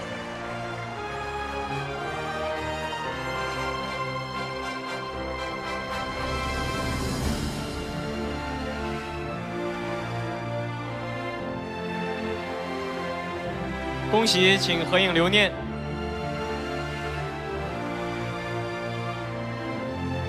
好，谢谢，请回席落座，谢谢。来，我们请2位来发表感言。谢谢抖音，谢谢电影频道。然后我今天是因为长了针眼，就是那种特效都做不出来的那种，所以我戴了个墨镜，不然我哪儿敢啊，是吧？然后在这里要感谢申奥导演，感谢孤注一掷所有的团队，感谢孙杨，感谢金晨，我们一起才能共同完成这样一个优秀的作品。然后谢谢在场每一位合作过的、没有合作过的导演，希望我们未来有机会合作。感谢我的朋友们，谢谢你们。然后最后谢谢我的家人，然后期待我未来的电影柯文黎导演的这个《默杀》很快会跟大家见面，希望也是一部非常炸裂的片子，等着看。一起期待，我们有请林峰。首先非常感谢抖音，也特别感谢电影频道，尤其要感谢我们《九龙城寨之围城》的2位监制，还有我们的导演郑宝瑞导演，当然还有为这部电影付出了很多精力的、很多努力的台前幕后所有的演员、所有的幕后工作人员，尤其要感谢一位就已经离开我们的造型设计于家安老师，非常感谢他为我们每一个角色。创造了让观众可以留下深刻印象的每一个角色，我也会继续努力，希望接下来还能继续很称职的做一个动作演员，也希望可以再挑战更多不同的角色。谢谢大家。再次祝贺2位，请回席落座，期待未来你们更多出彩的角色和大家见面。恭喜恭喜！不是，先旭，刚才我就听见手机响了，原来是你的。实在是一个着急的电话，已经打2次了。你把手机带台上来了。接一下。你对不起姐，我主持没经验。喂，喂，你好。喂，胡先生，你点那个外卖到了，这是什么地方？不是，我现在在舞台上。我在这里，我在舞台。哪里？在这儿。什么情况？胡先生，哎呀，我这找你找半天，哎，不好意思。这等了很久了外卖。哎呦，你打5星好评。饿了吧？你是不是饿了？来。这外卖到了是吗？一会儿再吃吧。哎呦，让我们欢迎徐峥导演，欢迎。同时让我们欢迎王骁。2位这是带着芯片外卖来了吧？对。来跟大家打个招呼吧，徐导。大家好，我是徐峥，我们的芯片是逆行人生啊，对，我在里面扮演一位就是遭到了裁员的一个中年人啊，突然进入到人生的一个逆境，然后去送外卖了。我可以把这个头盔摘下来吗？对。感到一点束缚是吧？啊，对，因为王骁他不能戴这个，会影响他的发型。嗨，啊，我的发型我戴着没关系。没有这个顾虑啊。对。那为什么会这一次把目光聚焦在外卖员这个职业呢？其实并不仅仅是说聚焦在外卖员这个行业啊，就像我们抖音是记录大家的美好生活一样。其实网友戏称说，是不是又拍一个电影叫《我不是单网》？我想这个我们有很多人是大家都有点外卖的这个经验，但是可能我们整个这个过程就是点这个外卖，然后接过来那一下子，但是其实你真的不知道它背后是怎么样来运作的。这里面其实包含着很多的这个人生的故事。我觉得每个人包括每个人背后都有一个自己的这个家庭的这个故事。其实我经常在抖音上会看到很多那个小视频，看到那些辛勤劳作的人在忙里偷闲的时候自己在跳舞啊，就全部被抖音记录下来。其实每个人的背后都有自己的一个人生故事。那我在想，就是说在逆境在困境当中还能够就是很努力的去生活啊，我觉得其实是很不容易的，是很值得被尊重和很值得被赞颂的啊。如果有一部电影是可以把这样的一个故事讲出来，我觉得是非常值得，也是我们电影人应该做的事情啊。那王骁在其中是扮演了一个什么样的角色？扮演是一个外卖员，一个极其抠门的外卖员。他的名字就叫老抠。对，名字就叫老抠。对。那还有什么新的亮点向大家来介绍吗？就简单说一下，我们这个影片还是很好看的，因为主要是三大元素吧，三大要素。三个要素。3个要素。第一呢是平凡的我们啊，第二是现实主义题材，第三就是有头发的徐峥。在这部电影当中，我们会看到有头发的他徐峥。有头发的哦，对。特别期待，而且我知道咱们这部电影有很多很优秀的演员，请徐峥导演给我们介绍一下好不好？啊，对，今天我们来了，我们外卖站很多人，就是除了王骁以外，我们的外卖站站长是贾冰。哦，这是站长。站长。对，站长啊，他是我们的这个管理大师。对。啊，还有我们的。刚才这个《一人之下》里面有一位年少的一位这个大师，乌家凯，在那边，在这边演我们的一位非常阳光的一位外卖骑士啊，还有原来我们在《心花怒放》里面合作过的刘美涵，也是我们站的同事，代表着众多的女骑手之一。刘美涵在吗？美涵送外卖去了，跑单去了，对，接单去了。啊，对，还有我们的扮演我父母的丁永岱老师、丁嘉丽老师啊，还有演我女儿的陈哈琳啊，还有演王骁的这个妻子的这个黄小磊，黄小磊在吧？黄小磊不需要送单，对，黄小磊，他演老抠的老婆啊，欢迎田三元，对。那么在电影当中饰演您妻子的是辛芷蕾啊，辛芷蕾，对。哎，那这部电影和小胡还或多或少有点关系啊，因为辛芷蕾和小胡。辛芷蕾来了吗？辛芷蕾？可能也去接单去了。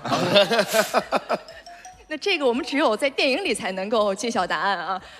你看辛芷蕾和小胡应该算是互联网母子，对吧？然后王骁和小胡呢是曾经演过冤种父子。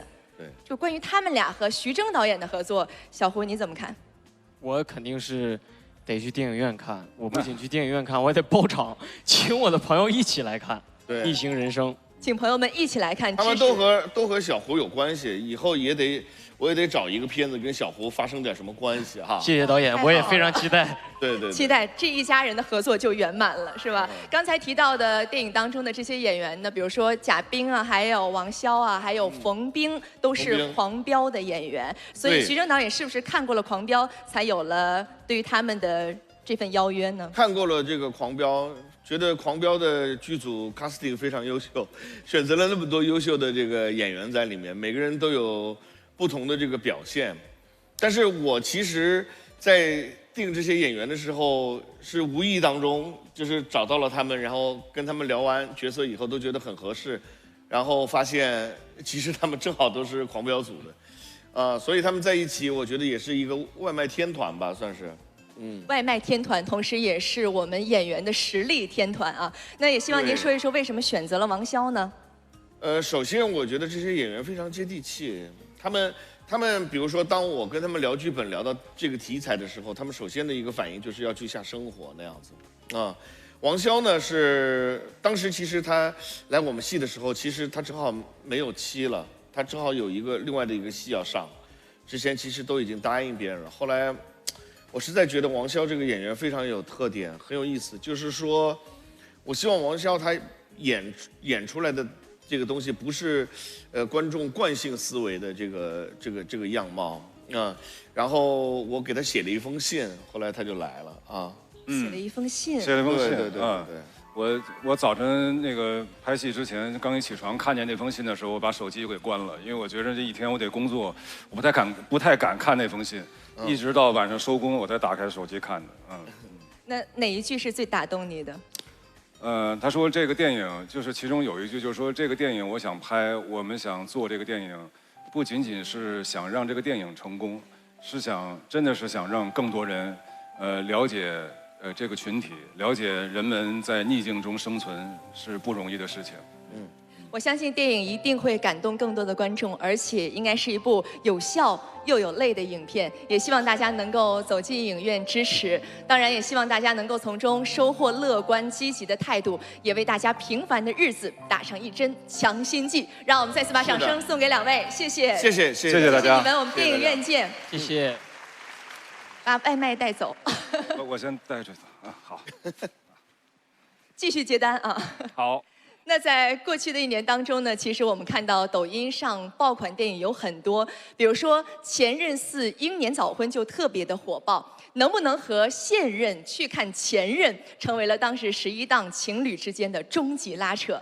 那剧组呢，在关抖的视频下面呢，也发出了很多关于情感的一些灵魂拷问。当然了，这也难不倒我们的抖音用户们，他们也给予了最神的回复。看来抖音啊，不仅是观众和电影交流的窗口，还打通了次元壁，让电影和人们的真实生活发生了关联。今晚我们邀请到《前任4英年早婚》的于飞和丁点儿带来歌曲《友情岁月》，有请郑恺、曾梦雪。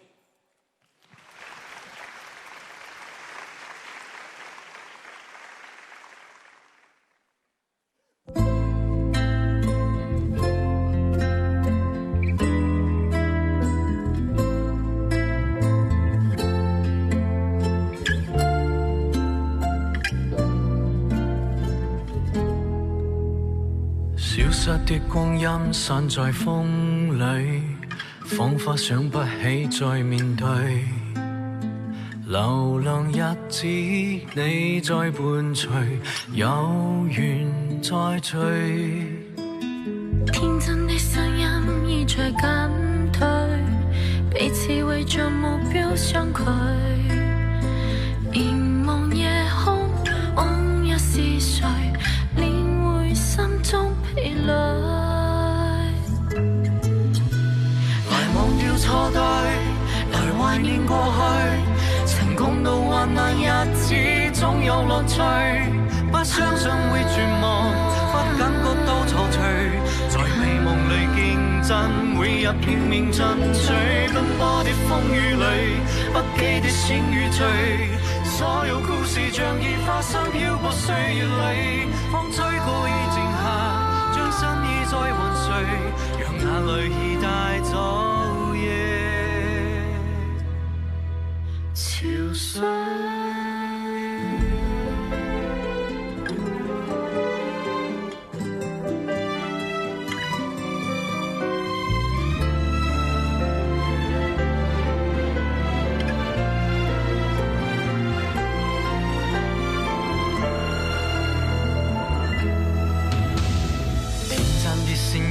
已在減退，彼此為着目標相許。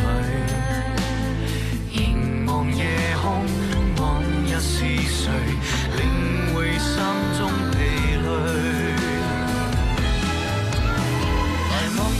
對，來懷念過去，曾共度患難日子，總有樂趣。不相信會絕望，不感覺到憔悴，在美夢裏競爭，每日拼命進取，奔波的風雨裏，不羈的選與罪，所有故事像已發生，漂泊歲月裏，風吹過已靜下，將心意再還誰，眼淚已帶走夜潮水。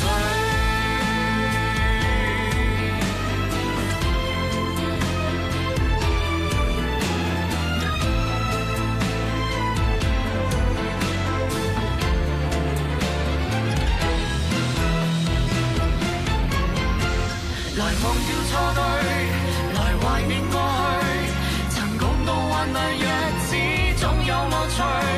不相信會絕望，不感覺到憔悴，在美夢裏競爭，每日拼命進取，奔波的風雨裏，不羈的閃與醉，所有故事像已發生，漂泊歲月裏，風吹過已靜下，將心意再還誰，讓眼淚已帶走。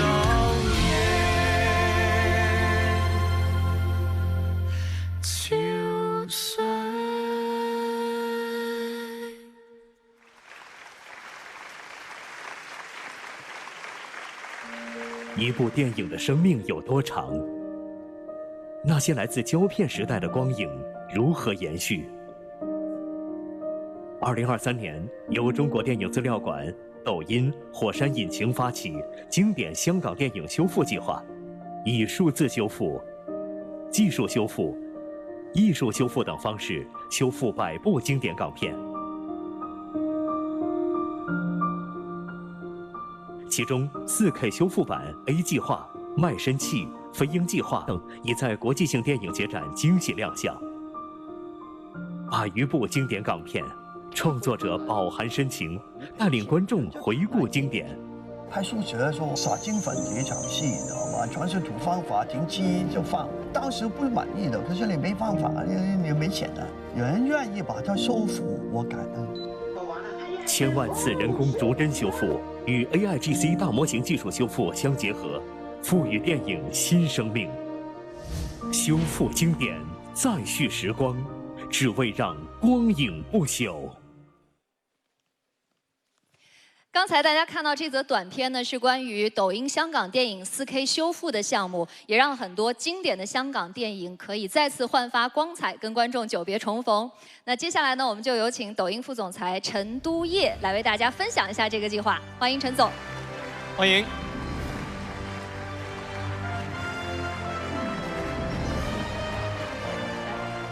陈总好，很多影迷都很关心这个项目，跟我们讲一讲为什么会想到启动这样的一个电影修复项目？哦，这个其实缘起还是因为我们特别想为电影行业做一些事情，然后我们特别意外的发现，其实，在抖音上有非常多的经典老片在翻红。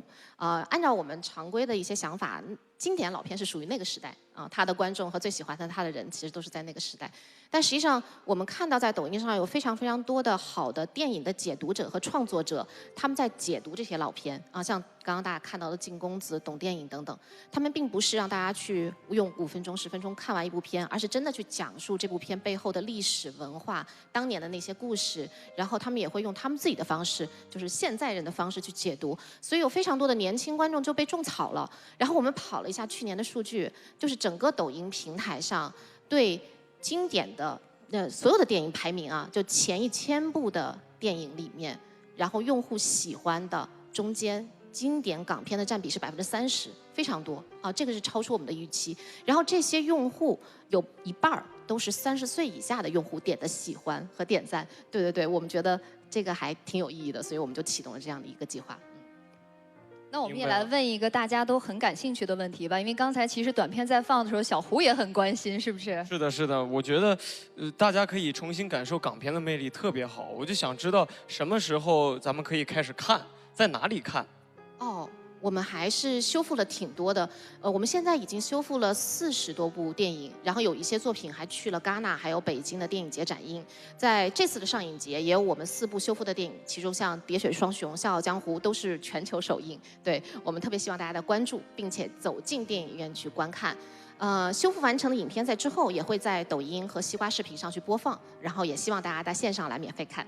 好的，谢谢陈总的介绍，大家一定要记住这几条观影的渠道。我们当然也特别期待早日看到修复后的经典港片。谢谢陈总，来，请落座休息。那么接下来我们继续荣誉之旅，即将开启的是2024抖音电影奇遇夜年度品质演员荣誉，让我们一同揭晓。他是《末路狂花钱》中的贾有为，将吝啬平凡的小人物刻画得血肉丰满。从春晚舞台到大银幕，他成功跨界，用深情且富有层次感的表演承包观众全年笑点。他是坚如磐石中狂妄怯懦又如履薄冰的大为，是《飞驰人生2》中的驾校学员刘显德。1年3部作品，他不被定义，在演员之路上追寻着更多可能。她是瞒天过海中内心复杂、充满矛盾的乔文娜，是学霸中的精英妈妈高亚麟。1年4部作品，她不断挑战未知，超越自我，用角色证明对演艺事业的热爱。年度品质演员，贾冰、孙艺洲、张钧甯。欢迎贾冰、孙艺洲、张钧甯登台领取荣誉。同时，我们有请猫眼娱乐首席执行官郑志浩颁发荣誉。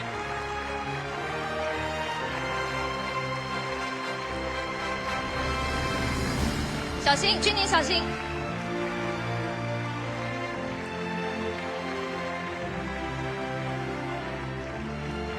来，我们有请荣誉嘉宾颁发荣誉。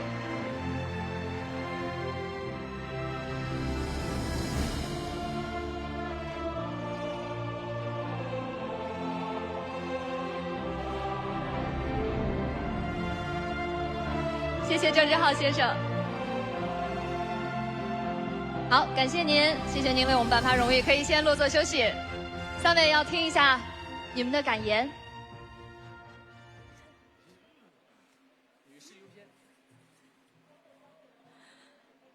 大家晚上好，然后谢谢抖音，谢谢电影频道。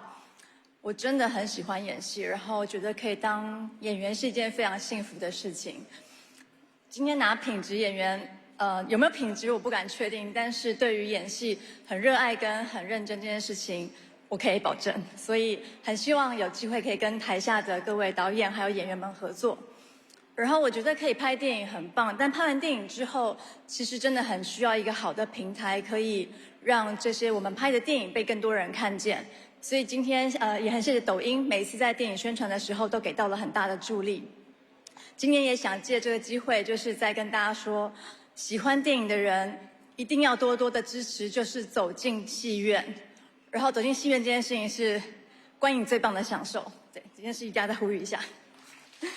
然后接下来就是马上有一个电影《默杀》，就是跟传君还有跟振宇哥还有柯文丽导演合作的电影会上，然后希望大家也可以多多支持，我保证它一定也是一个品质电影。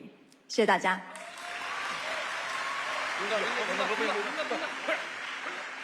你俩一会儿退到后台去了。是，那我就不让了。那个感谢抖音，感谢电影频道。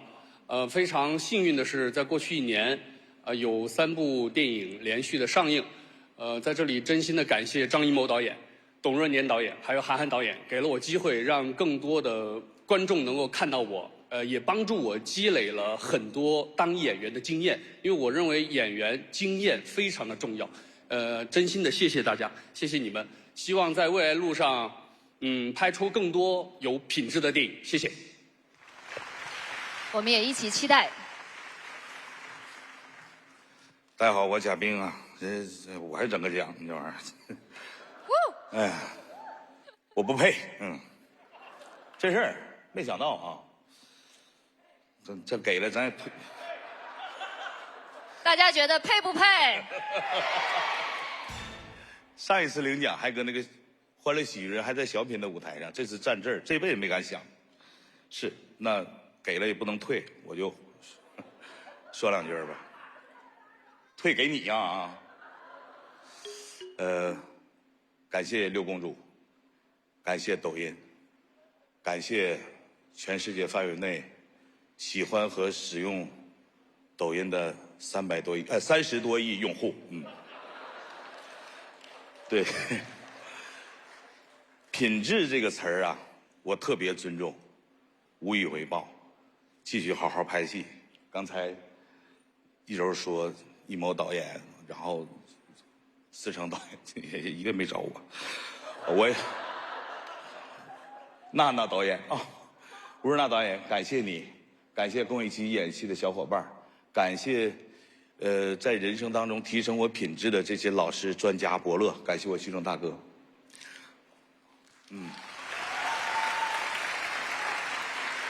感谢我妈，感谢我在天上看着我的爹，不是煽情，因为明天是父亲节了。然后我那个电影嘛，《爸爸是外星人》上映啊，完了你们去看去啊，那个电影也挺有品质啊，谢谢大家啊。谢谢，一个非常有品质的植入。谢谢，我们谢谢3位优秀的演员，然后先请贾冰和孙艺洲落座休息，君宁先留步。好，君宁中间请。刚才已经在这个感言当中提到了有一部新戏要上映，那我们今天一定要把这个新戏的剧组的成员请到现场，请到我们的舞台上来。接下来我们欢迎默杀剧组代表登场，有请导演、编剧柯汶利，领衔主演王传君、吴镇宇，特邀出演黄明昊，欢迎大家。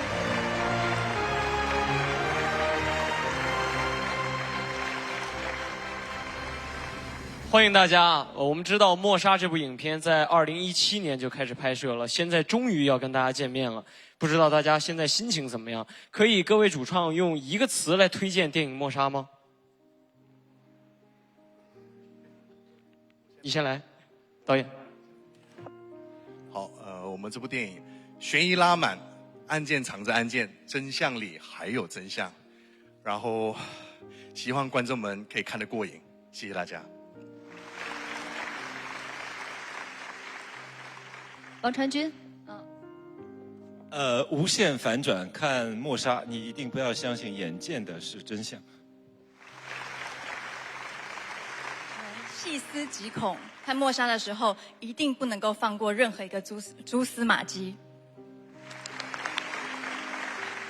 凶猛爆裂，看《默杀》，你一定会被各种的奇怪案件狠狠震慑。最后黄明昊，全程高能，看《默杀》一定会让你感到心跳加速、头皮发麻。各位都是好文案呀，总结得非常精辟到位。怎么样，小胡是不是得到电影院看一看了？必须得去电影院看。希望大家届时呢走进影院来支持这部好看的电影。谢谢各位，请各位回席落座。谢谢，期待电影上映，跟更多的观众见面。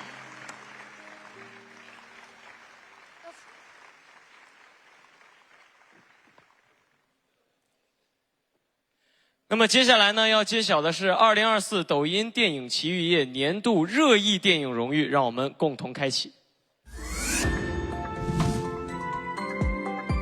老子们来了！立足真实事件，生如野草，不屈不挠的精神格外打动人心。主创直播间真诚交流，引发用户动容围观。小演员真实演绎，致敬每一个敢于突破命运重围的人。将天大小出门去！从社会话题中挖掘故事，在天马行空中解构人间烟火，精准拿捏职场黑色幽默。电影大热桥段引发用户评论热议，成为名副其实的打工人之歌。10年4部前任系列电影，以轻松幽默又不乏思考的形式，探讨当代都市男女的情感与生活，相关讨论热度破圈，与观众一起探究爱情与婚姻的模样。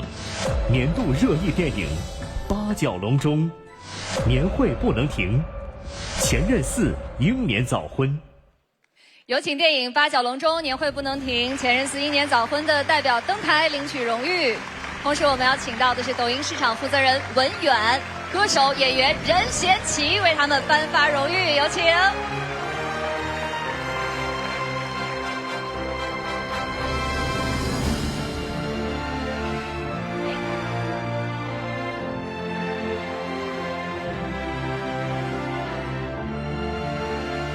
有请两位为获得荣誉影片的代表来颁发荣誉。这边，这里。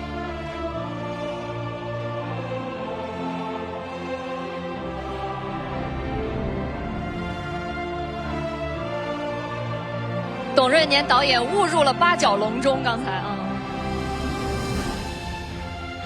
好，谢谢两位颁发荣誉的嘉宾，谢谢两位，请回席落座，谢谢。来，我们有请。好，我们看大鹏一个100米冲刺式。哦、来，我们有请每个剧组派1位代表来发表一下感言。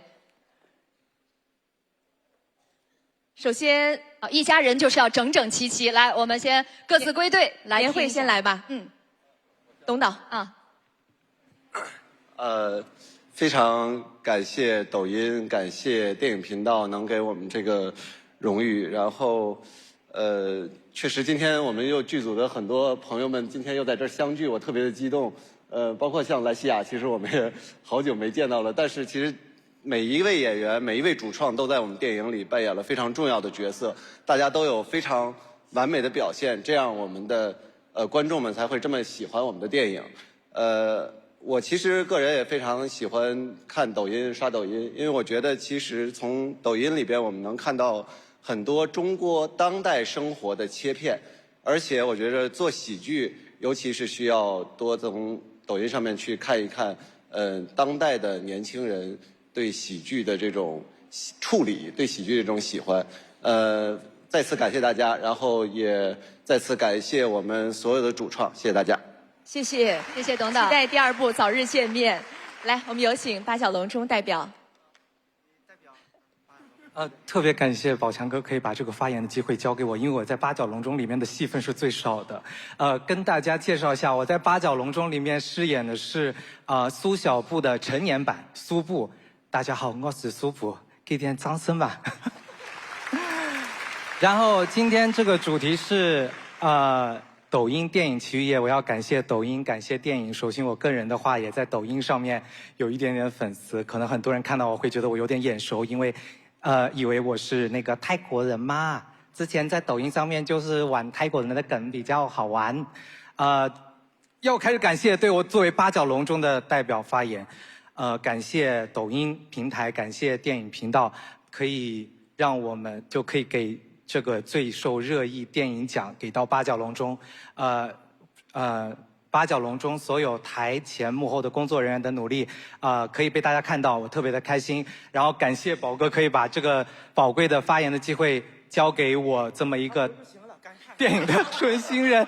哎呦，真的是脑子特别乱，有很多特别想说的，谢谢大家，谢谢大家，谢谢，谢谢。还有什么想说的发抖音表达啊！来，我们有请田导来发表感言。感谢电影频道，感谢这个抖音电影。前任系列也是跟抖音电影一起成长的，我希望大家也在生活中能找到自己那份共鸣和感动吧。好，就这样，谢谢大家。好，再次祝贺，再次祝贺这部影片，谢谢各位，请回席落座，谢谢，期待你们有更好的作品。哎，可以，来，2点之间直线最短啊。接下来呢，我们继续来向大家推荐新片。将向大家推荐的是电影《胜券在握》。是的，我们欢迎电影《胜券在握》的剧组来到舞台当中，有请。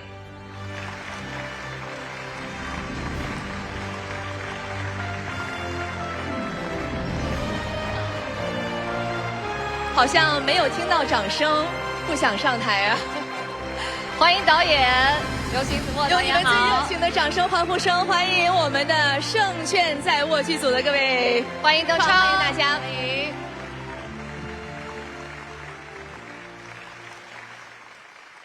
电影是1月份在上海开机的，那么今天应该也是这个阵容的亮相啊。我们请导演用1句话来向大家推介一下电影。大家好，我们是电影胜券在握。对，大家好，我是导演刘勋自墨。胜券在握，我觉得是胜在有这些好的演员。大家好，我是邓超。胜券在握是胜在有好的角色。大家好，我是邓家佳。胜券在握，我们胜在细节控的导演。大家好，我是柯达。胜券在握是胜在有屏幕前的你们。大家好，我是张本煜。胜券在握是胜在有一个用心的故事。谢谢，我们对胜券在握已经充满期待了。那么这一次听说邓超在其中有一个非常全新的尝试，今天我们一起来看看邓超在戏中的剧照，好不好？来看向大屏幕，一个新的身份解锁了，能不能介绍一下这次演的是一个什么样的角色？若有所思啊，感觉。主要是导演邀请的时候像一次挑战一样，他说这个有一个超级 I 的角色。哎，我说超级 I， 然后就我也搜了一下，人家说我是艺人嘛，是吧？是艺人吗？是。算吗？太算了。算啊。然后呢，他说你要不要演一下 I 人？然后呢，就进入白胜的这个艺人塑造一个 I 人，然后 I 演那个 A 人。嘿，对。演的你还痛苦吗？这么冷吗？这个反差感很大的角色是吧？对，因为我觉得他是一个失败的人。对，徐峥导演，我也被裁了。对，我也被裁了。导演，你能让他再透露这么多吗？这个信息会不会有点太多了？哎，你真出汗了。不能再透露。也不能说。对，就是一个特别失败的，然后因为我觉得大家都有很多失败的瞬间还可以说吗？导演不太让你说。一点点，导演说啊。再来一点点。这个分寸拿捏要好。其实在上海拍摄的时候，我拍摄前跟导演见过，然后在现场就再也没见过。导演都出汗了，导演。不是没见过他的全貌。因为他一直戴一个口罩，戴一个鸭舌帽，再戴一个棉帽子，再裹个军大衣，因为他从来就没有他的病没好过。对，他一直在发烧。体质太弱是吧？你要不要说一下？你介绍一下白胜。我这样吧，就是其实很多抖音的用户也好奇，说到底导演这个胜券在握，但是刚才邓超说又很反差，他是一个失败者，所以到底讲了一个什么样的故事？您看您尺度能说到哪儿啊？这个分寸？我觉得是到哪里？讲了一个关于选择的故事，对，只不过就是超哥这次的角色的确是跟之前都完全不一样，会有一个全新的一个感觉。对，谢谢导演，留足了悬念，一个关于选择的故事。让我们再次把掌声送给台上的各位吧，期待着在电影院和各位的相见。谢谢各位，谢谢。来，我们请邓超留步，因为还有一部新片要向大家种草，对吗？就是《沙海之门》。那么接下来我们也请上《沙海之门》的剧组的各位登台，有请。这是一部古装剧情动作片。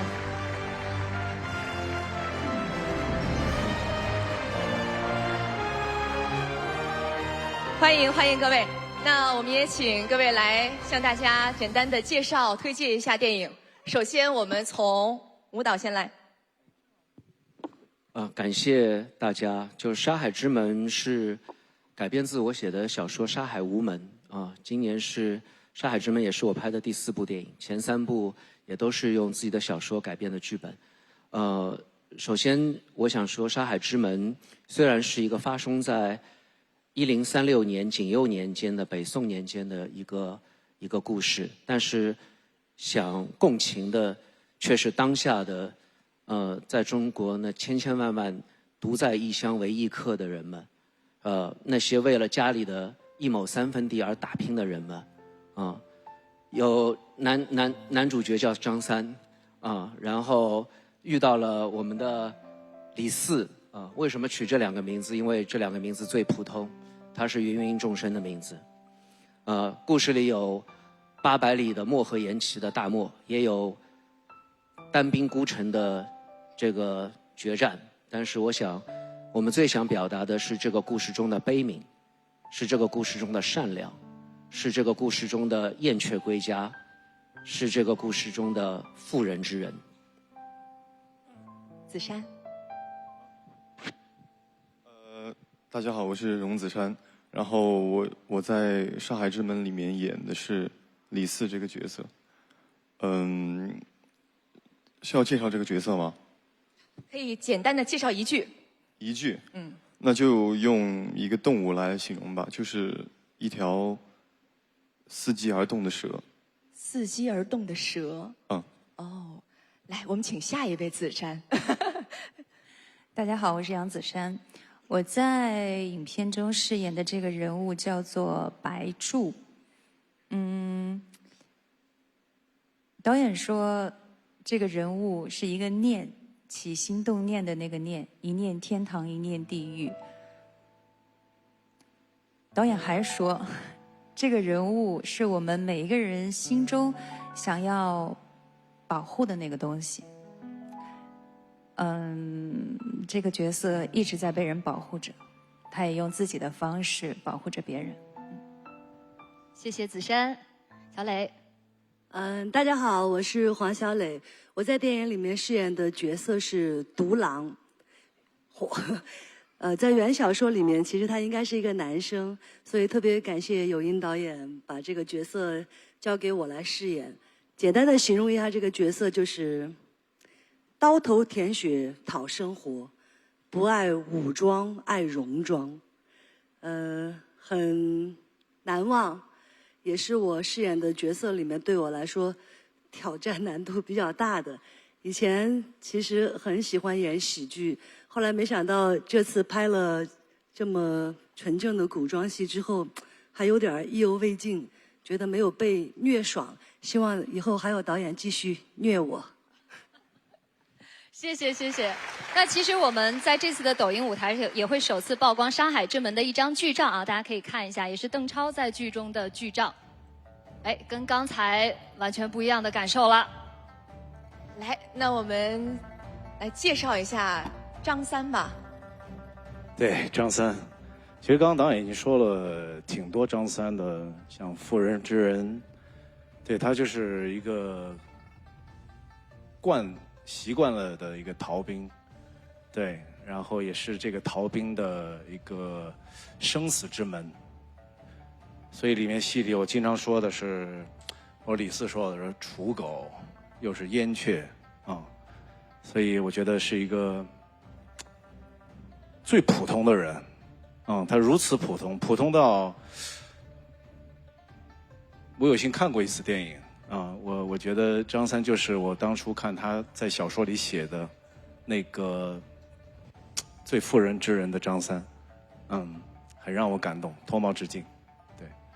谢谢邓超的介绍，我们期待着在电影院里来揭晓谜底啊！让我们再次把掌声送给台上的各位，期待着邓超的2部新片在电影院当中给大家带来新的惊喜和突破。谢谢各位，谢谢大家，可以先落座休息。来这边。其实特别希望有充足的时间跟空间，让演员和导演们有对于创作的表达。但是我相信，对于他们来说，最好的表达就是作品，就是自己饰演的角色。没错，大家也可以通过抖音更好的来宣传自己的电影。那么在抖音上呢，其实我们会看到电影和现实的相遇。今天晚上呢，几位特别的嘉宾也来到了我们的现场。接下来呢，让我们掌声有请中国香港演员车保罗、抖音法律领域达人律师张明英、上海志愿军文献馆副馆长孙伟峰，以及中国人民志愿军23军69师207团通讯连卫勤战士朱俊贤老人，掌声有请他们。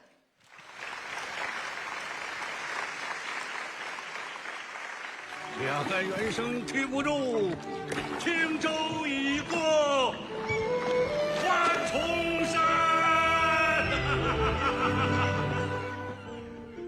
两岸猿声啼不住，轻舟已过万重山。这是长安3万里，晚年李白的感慨，也是我耳顺之年后的真实心境。这一次，愿你也和我一样，在阅尽万重山后依然笑对人生。法律是让坏人犯罪的成本更高，而不是让好人出手的代价更大。法不能向不法让步，法不能向不法让步。第20条反映了我们所有法律从业者、所有渴求公平正义的普通人的真实心声。这一次，愿你也和我一起点燃捍卫公平的火炬。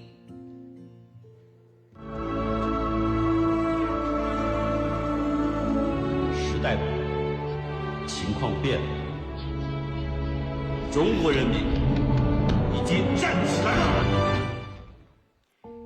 已经看见新中国的战士们是不会辜负我们的，这是志愿军雄兵出击中铿锵有力的话语。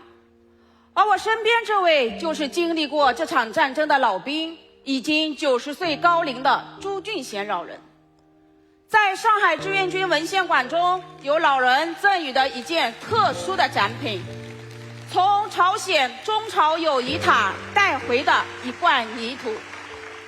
这块泥土象征着在抗美援朝战争中长眠在异国他乡的志愿军烈士魂归故里。至今，老人每天都会雷打不动地面向这块泥土，默默致敬，缅怀曾并肩作战的战友们。朱爷爷和大家说句话吧。好。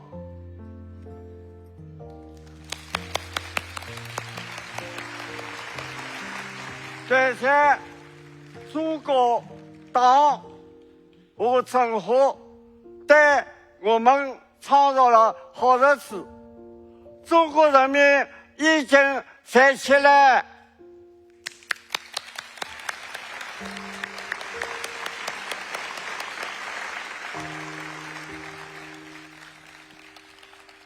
因为电影把荧幕内外的你我相连，愿你也和我们在电影里遇见美好生活。谢谢大家。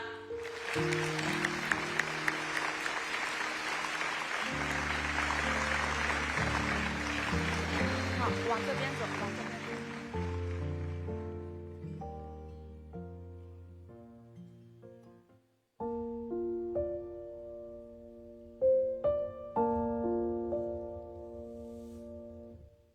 你一定懂我的感受，所以从不问。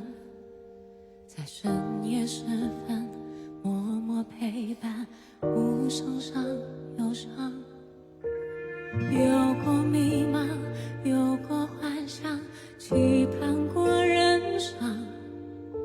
在梦醒时刻，辗转反侧，不守着晨昏。我知道你也会懂，你也会痛，命运会伤人，却依然默默地看，默默地忍，无怨的牺牲。我知道你也盼望，你也渴求生活的安稳，才在每个路口停停走走，不断地追问。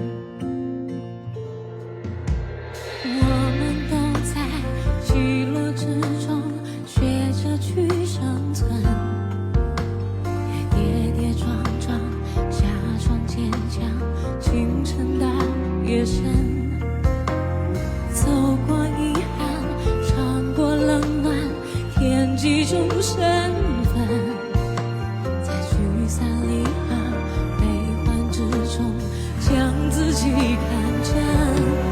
我知道你也愤怒，你也爱痛，命运多残忍，可那些勇敢的人、诚实的人还在往前。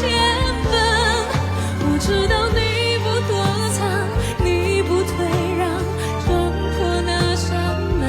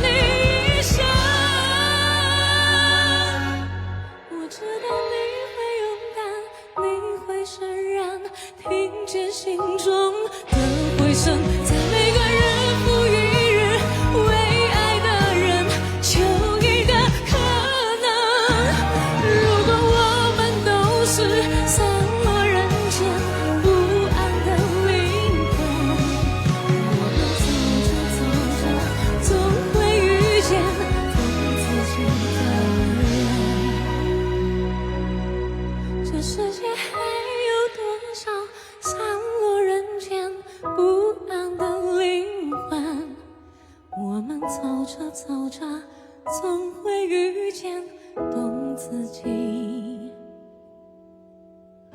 的人。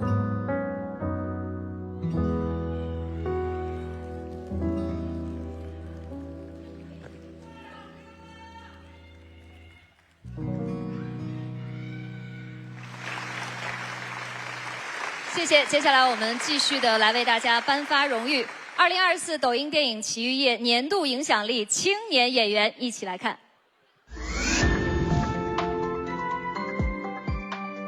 她是因念念相忘成为全民初恋的许念念，是灿烂的她中命运坎坷的徐佳莹，灵动演绎为角色注入生命，细微中蕴藏希望，未来之路星光灿烂。她是我们一起摇太阳中乐观阳光的旅途，也是云边有个小卖部中温柔治愈的刘13。从20而已到30而立，仍然怀揣赤诚之心，竞逐着银幕之梦。她是因一闪一闪亮星星火爆全网的张万森，她描摹了一个少年对喜欢的所有定义。雪地撒娇片段戳人心间，收获用户疯狂点赞。她是孤注一掷中经历曲折的宋雨，是三桂情史中天马行空的余裕，有阳光，有伤痕，有迷茫，有希望。一年4部电影上映，她是青春照亮银幕的模样。年度影响力青年演员刘浩存、彭昱畅、屈楚萧、周也。让我们有请刘浩存、彭昱畅、屈楚萧、周也登台领取荣誉。同时有请电影频道研究部主任王国伟、导演、演员、监制、编剧陈思成颁发荣誉。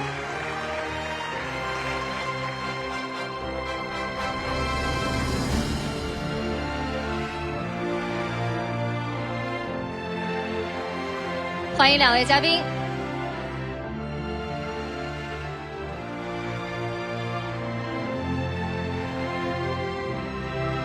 好，我们2位和我们的青年演员一起合影，来，向台中稍微靠拢一些。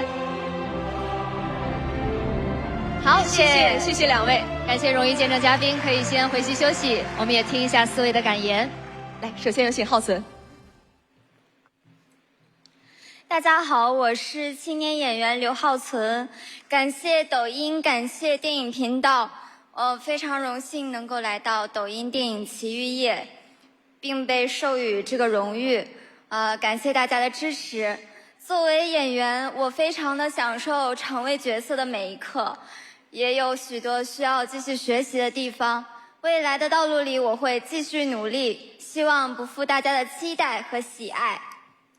谢谢。祝贺浩存。鹏鹏，来。大家好，我是彭昱畅。谢谢我。气氛组很壮大。对。然后电影是梦，我会醒着去追。然后顺便再催一下柯文丽导演，大神探也应该快一点啦。好，然后谢谢我的导演韩延导演，也谢谢我的搭档李根熙。然后希望大家期待6月22云边有个小卖部。期待，有请屈楚萧。各位大家好，各位前辈同辈，我不太会说，但是我会接着好好做的，谢谢。好，电影李健。感谢抖音，感谢电影频道，感谢所有一切。好，期待你的新作品。最后周也。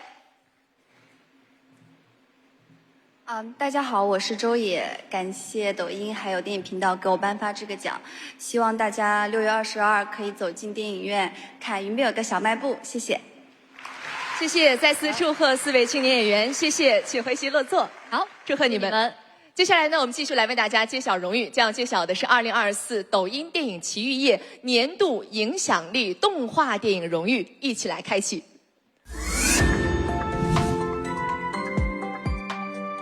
《熊出没》大电影陪伴了一代孩子和家庭的快乐成长。在2024年春节档，《熊出没：逆转时空》票房突破20亿，再创新高。与观众共同长大，奔赴下一个10年之约。在下李白。这是一次动画笔触描摹人生哲学的极致探索。这部电影不仅激励了民族自豪感，引发全民古诗热潮，也为中国动画电影树立了又一座里程碑。人生过半再回首，轻舟已过万重山。年度影响力动画电影《熊出没》逆转时空，长安3万里。让我们有请《熊出没》逆转时空的导演林慧达，《长安3万里》的制片人宋依依登台接受荣誉。同时有请抖音市场负责人文远、中国香港演员车保罗颁发荣誉。我们看到熊大、熊二和光头强也来到了现场，一起来领取荣誉。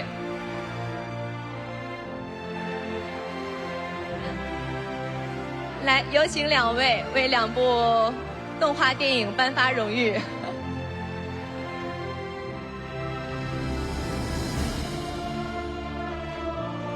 也是很有缘分的长安3万里。好，谢谢我们的荣誉嘉宾，可以先回席就坐。那我们听一下剧组代表们的感言，来，有请领导。感谢抖音，感谢电影频道给予一个《熊出没》这样的一个这么高的一个荣誉，然后也感谢一直支持我们的一个观众朋友们。然后今年春节的时候，我们一起共赴了一个10年之约。然后在接下来的一个日子里面，我们期望能够跟观众一起成长，一起欢乐，然后一起感动。然后春节就看《熊出没》，全家一起更欢乐。然后2025年的一个春节，我们也将带来我们的第11部《熊出没》大电影，然后大家在影院相见，谢谢。好，谢谢领导，感谢。接下来我们来听一下长安3万里剧组的代表宋依依。首先要感谢电影频道，感谢抖音能给长安这个荣誉，然后也谢谢所有的观众喜欢长安，然后也借着这个机会，觉得非常荣幸能够来领这个奖，然后能够当面见到车保罗先生，然后也能当面谢谢他，好，再次祝贺2部动画电影，也希望你们持续的为我们的国产动画电影来增砖添瓦，谢谢，祝贺你们，谢谢，请回席落座，谢谢。好的，那在这里也为大家发布一下，长安3万里的制作方追光动画即将在暑期档推出一部新作《白蛇浮生》，这也是白蛇系列的第3部作品了。是的，那么距离第1部《白蛇缘起》呢，已经有5年的时间了。接下来呢，就让我们通过短片一起来回顾一下。还记得吗？我们朝夕相伴。我记得。这么些年过去了，看到你亲切极了。都说人生无常，苦多乐少。既然这样，多记住些美好的时候就好了。你是不是想起什么？我总会陪着你的。纵然浮生如梦，能有这样的时候，真好。我夫妇2人，许仙，白娘子。天地鬼神为证。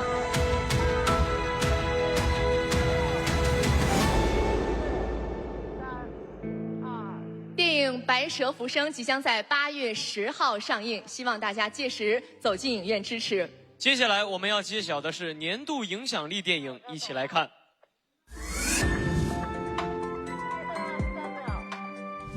它是2023年当之无愧的最热电影。多亿人观影、少亿人受骗的宣传语深入人心，抖音用户点赞转发，引爆全民反诈讨论。复仇、追击、揭秘、反转，这是难得一见的悬疑佳作。成功的角色塑造点燃了用户二创热情，启发观众在生活中保持警醒与理性。全员喜剧人演绎笑中带泪的人生百态，在草台班子中追寻梦想，奔赴热爱。抖音用户见证张弛5年高燃回归，怀旧金曲拉满情绪价值。巴音布鲁克永远的王，2014年筹备，2023年上映。这部现象级史诗重新定义了中国魔幻神话电影的天花板，它激发了抖音用户高频玩梗互动，哈基米妲己火爆出圈，商务英语霸屏暑期档。是我的儿子，要做天勇敢的自己。你还没有死吗？是人决定的。从大银幕到小屏幕，祝他封神。年度影响力电影，孤注一掷，消失的他，飞驰人生2，封神第1部，朝歌风云。接下来，让我们有请影片《孤注一掷》《消失的他》《飞驰人生2》《封神第1部》《朝歌风云》的剧组代表登台领取荣誉，有请各位。同时，也让我们有请电影导演、编剧、监制黄建新、抖音影视综负责人史琼颁发荣誉。祝贺几部叫好又叫座的电影。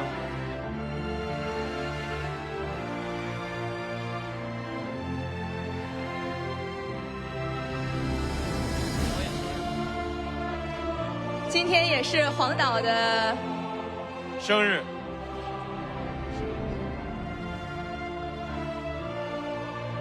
我们在这里也要祝黄导生日快乐。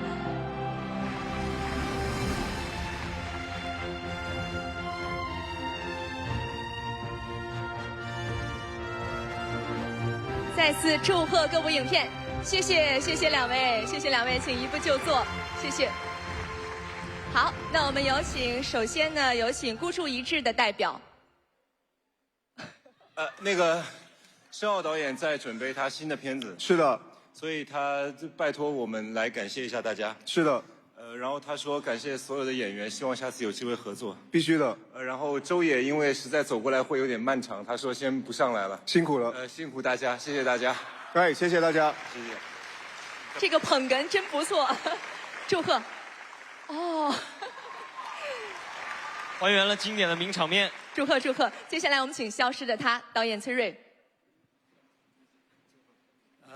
大家好，我是崔瑞。真的觉得时间过得很快，然后其实再过几天就是《消失的他》上映1周年，然后所以今天很开心，代表所有的主创来领取这个荣誉。我觉得真的作为创作者能够做出一部能够让大家记住的、留在观众印象中的作品，真的很重要，也是一个至高的荣誉吧。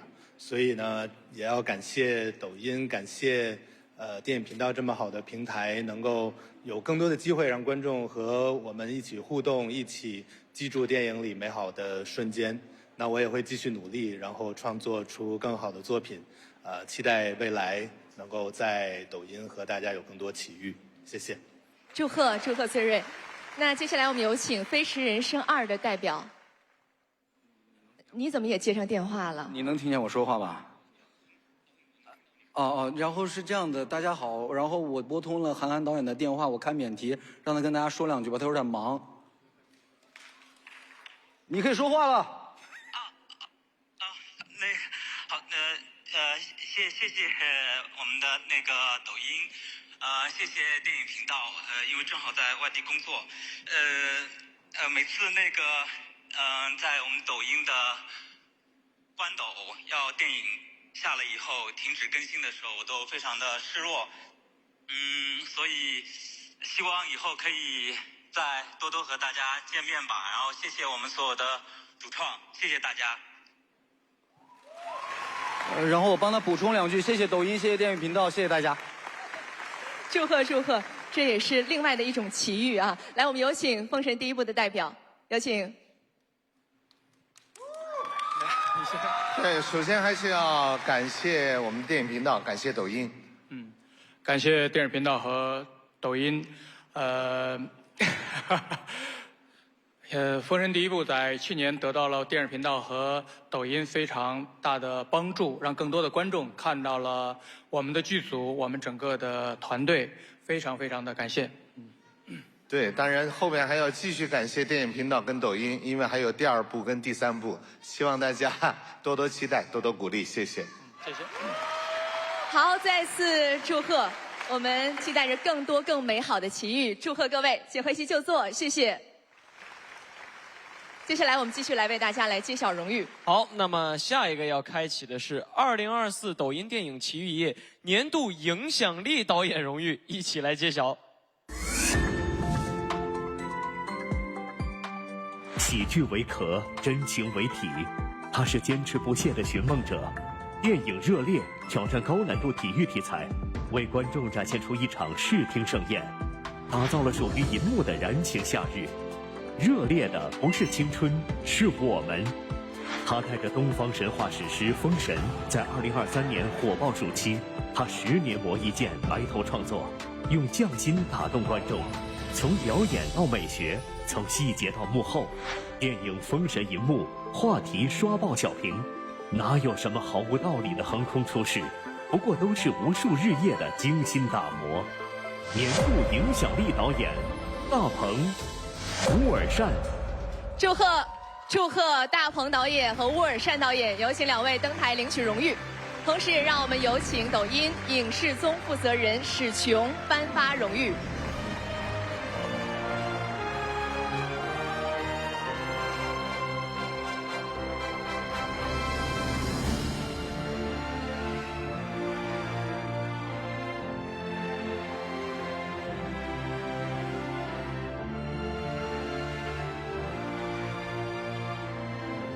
恭喜2位导演获得这样的荣誉，实在是实至名归。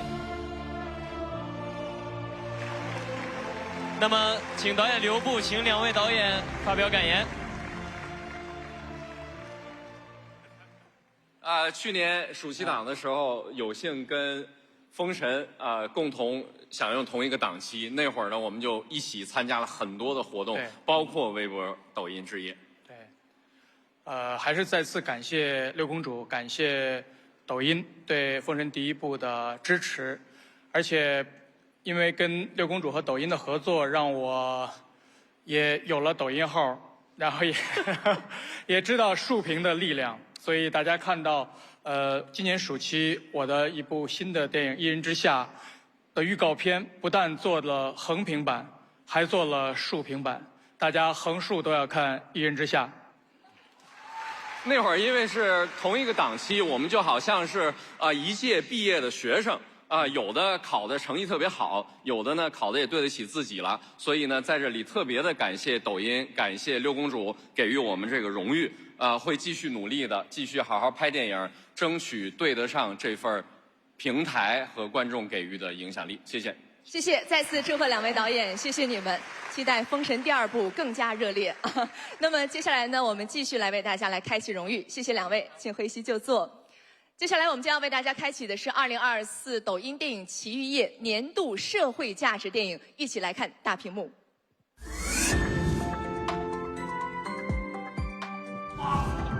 不能向护法让路。这是一部将正当防卫的法理议题搬上银幕的电影，用喜剧的方式打开现实主义，口碑坚实，票房逆跌。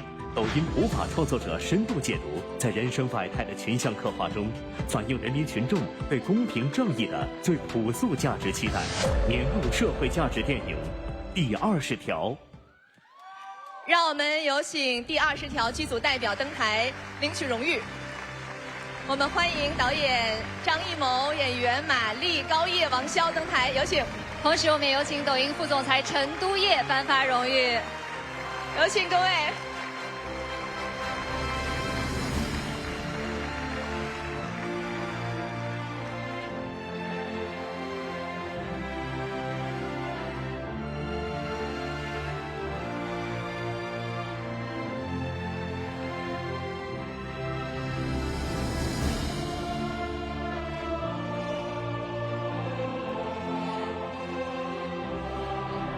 好的，谢谢我们的荣誉嘉宾，感谢荣誉嘉宾可以先回座休息。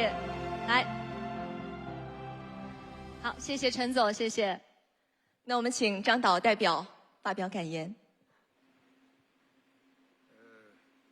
谢谢抖音，谢谢电影频道。拍一部好电影主要是要靠好演员，所以有好演员，导演就有底气了。谢谢你们给的这个叫社会价值。社会价值，这个很不容易，拍了很多年电影，好像第一次得这样一个奖啊！谢谢你们，谢谢，谢谢祝贺，我们也期待未来张导拍摄更多具有社会价值的作品。让我们再次祝贺台上的各位，谢谢你们的精彩呈现，谢谢，请回席落座。再次祝贺各位。那今年呢，我们即将迎来新中国75周年华诞。今年也将有一部作品，就是《蛟龙行动》和大家见面。今天呢，剧组的各位也来到了我们的现场，让我们掌声欢迎他们。我们欢迎电影《蛟龙行动》的主创于东总，还有蛟龙小分队的黄轩、杜江、王彦霖、蒋璐霞、韩东君、李九霄、高歌，欢迎大家，欢迎各位。那我们请于总先来跟大家打个招呼，介绍一下电影。大家好，这个博纳影业终于又推出了一部重量级的大片，由林超贤导演，今年也是中国电影年度投资规模、制作规模最大的一部电影《蛟龙行动》，是写现代海军的一部军事动作大片，这是我们今天的蛟龙队的全体的蛟龙的队员们。黄轩饰演的是蛟龙队的队长。黄轩说两句。大家好，我是黄轩，我在《蛟龙行动》里饰演蛟龙突击队队长孟闯。我们能出演《蛟龙行动》，对我们来说是刷新纪录的挑战，全新升级的任务，从未涉足的战争，还有不敢想象的难度。我相信等电影上映的时候，不会让每一个期待这部电影的观众失望。谢谢大家。也谢谢林超贤导演，谢谢博纳影业，我们历时8个月，大家一起奋战，一定会给大家带来了一部精彩的《蛟龙行动》。谢谢大家。好，那我们就期待着在电影院当中和大家相见，《蛟龙行动》，大家持续的关注，让我们再次把掌声送给台上的各位，谢谢，我们电影院相见，谢谢这份精气神儿，我们已经感受到了，谢谢你们，期待影院的相见，电影院见，谢谢各位。那接下来呢，我们继续来为大家开启荣誉，将要揭晓的是2024抖音电影奇遇夜年度演员荣誉，请看。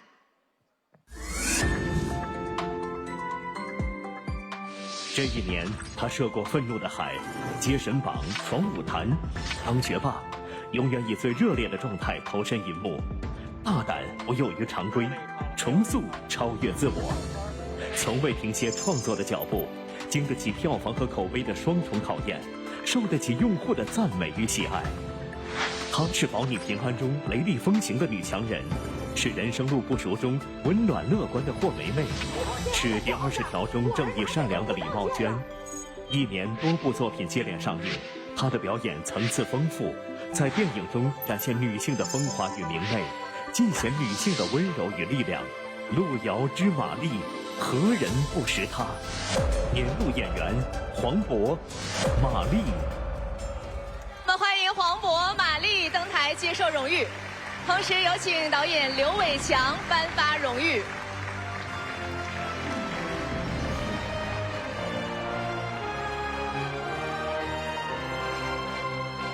有请伟强导演为2位演员颁发荣誉。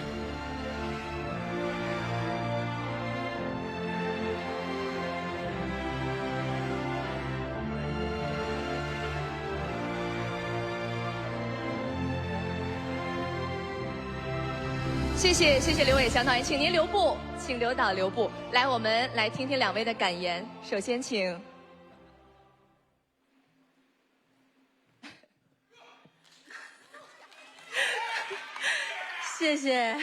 谢谢我的粉丝团，都是各种帅哥和型男。感谢，我觉得要感谢我合作的每一位导演和每一位工作人员。谢谢抖音，我是抖音的忠实用户，所以呢也是铁粉了。我觉得今天能够拿到这个奖，有一种双向奔赴的感觉，这种感觉真好。然后谢谢电影频道，我从小看到大。那最后呢，推荐一下我的新电影吧。我也要感谢刘伟强导演，谢谢他把这个奖颁给我。我们的新电影就叫《水饺皇后》，是刘伟强导演的新作品，今年一定会和大家见面，真的是一部好电影，希望大家支持，谢谢。谢谢，期待新片《水饺皇后》。来，有请黄渤。对，到这个点儿，前面突然怎么听到水饺了？你知道就对，所以说这个一个很好的电影，一个很好的寓意，也引起我们很大的期待。当然，希望《水饺皇后》能够再夺桂冠，希望电影大卖，也期待导演。谢谢。那年度演员，其实这一个年度看到大家有这么多精彩的表现，其实是为大家高兴，也为中国电影高兴。一年一度，一年一次收获，每年一次总结。不求别的，就希望到现在看到很多的年轻演员茁壮成长，然后看到我们前面有些这个导演也是风华正茂，就觉得特别高兴。当然也希望自己一年一度。每一年能够收获一点感触，收获一点感悟，收获一点体会。谢谢大家，谢谢，感谢6台，也感谢抖音，再次感谢，谢谢。祝贺黄渤。那我们也请刘导借此机会再来向大家一句话推荐一下《水饺皇后》，好不好？玛丽演得很好看 ，OK， 我们希望拍完这个电影，观众去看这部电影。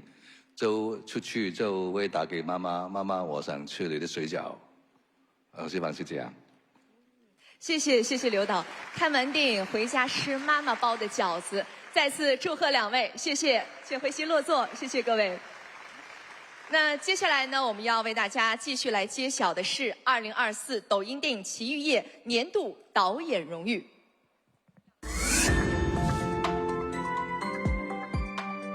他是扎实凌厉的电影人，他的作品步步经典，擅长用理想主义驾驭现实题材。2023年卓新新作《涉过愤怒的海》惊艳亮相，兼具艺术格调与商业气质，用大胆的手法驾驭了一个极具张力的故事，生猛、深刻、浓烈、震撼。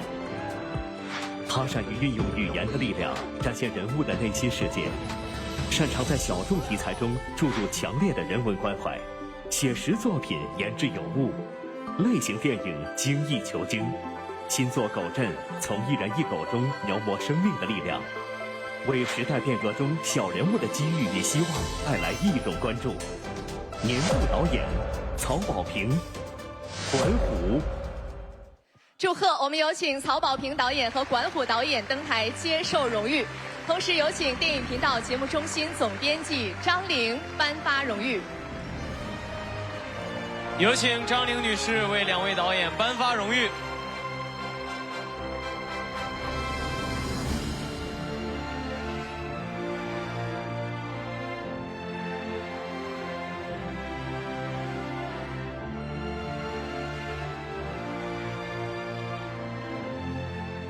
谢谢。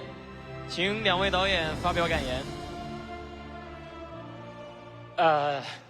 谢谢抖音，谢谢电影频道。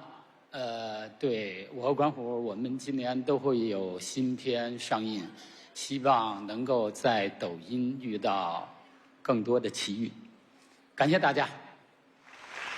祝贺曹导，有请管虎导演。你把那话筒借我。谢谢。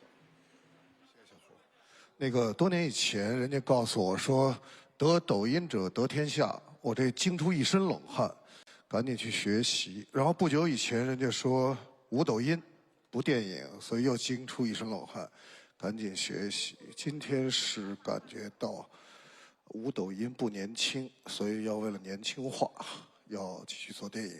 既然大家都夸自己的作品，都卖2句，我也得说2句。明天就是父亲节了啊！我们的狗镇呢，其实是除了在上路主题以外，是关于父亲的故事，所以大家有机会尽量多帮我们去看一下。然后我跟刚才的年度演员黄渤合作的，和我的女神倪妮合作的一个关乎超越爱情的男女的情感故事，也希望大家能感兴趣继续关注。谢谢抖音，借这个平台，谢谢大家了。谢谢，再次祝贺2位。电影院见，谢谢2位，请回席落座。那接下来呢，我们要为大家揭晓的是今晚的最后一项荣誉——2024抖音电影奇遇夜年度电影人，让我们共同来揭晓。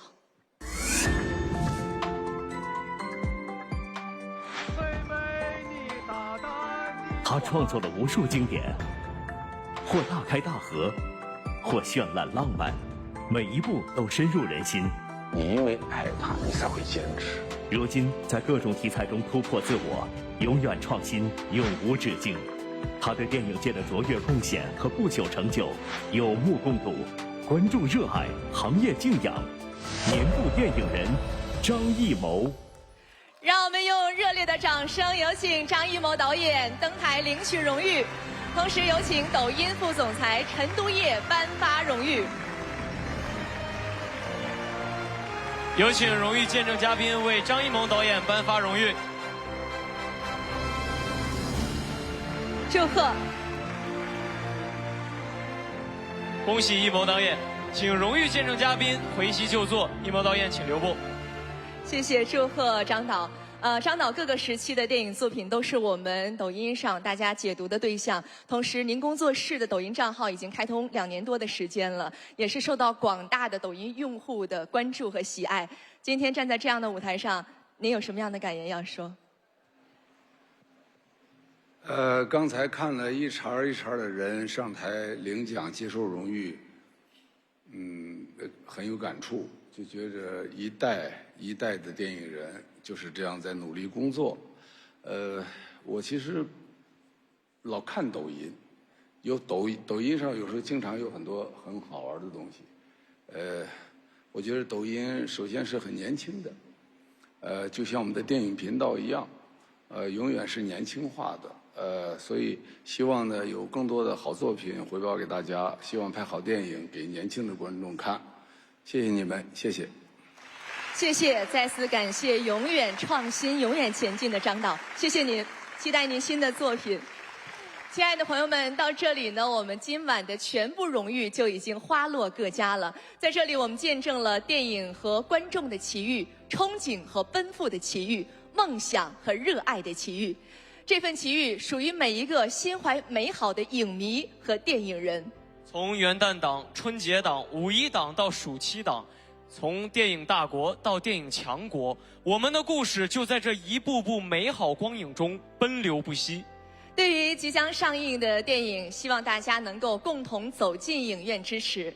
当然，我们都知道电影共享美好生活，而抖音记录美好生活。因为有了电影，明天的世界更美好。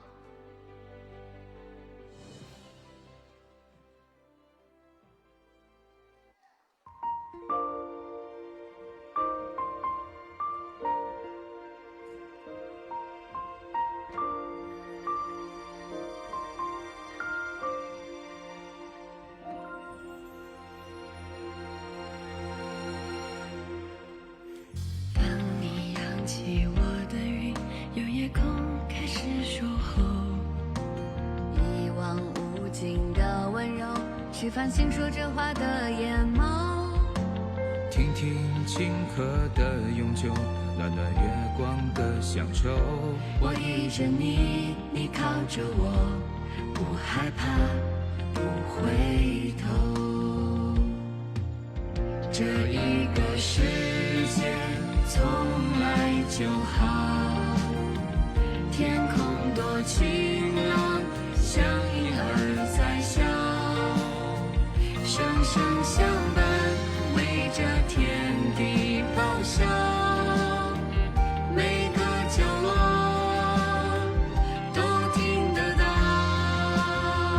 明天的世界更美好，一束光华悄，星辰也心跳，期待让爱比勇敢更骄傲，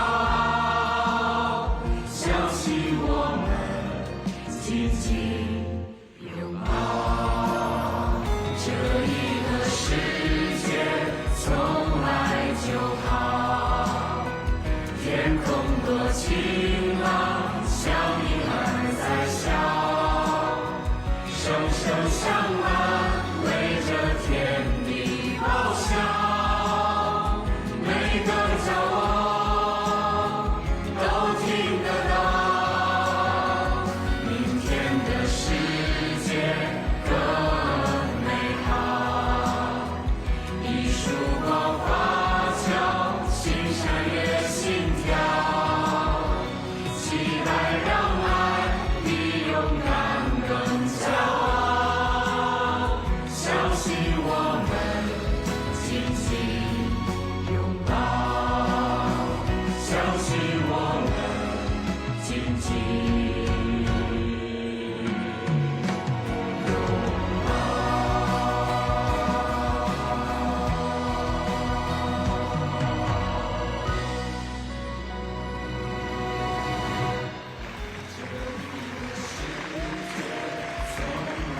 次相遇都激荡着电影与观众的双向奔赴，每一份热爱都绘就我们共同的美好世界。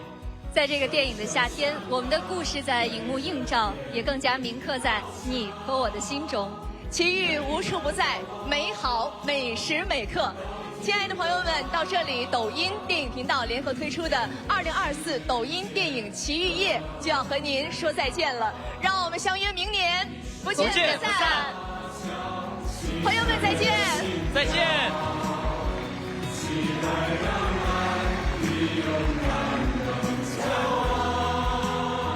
相信我们紧紧拥抱，这一个世界从来就好。天空多晴朗，像婴儿在笑，声声相伴，对着天地咆哮，每个角落都听得到，明天的世界更美好。一束光华侨，心闪跃心跳，期待让爱比勇敢更骄傲。相信我们紧紧拥抱，这一个世界从来就好。天空多晴朗，像婴儿在笑，声声相伴，对着天地咆哮。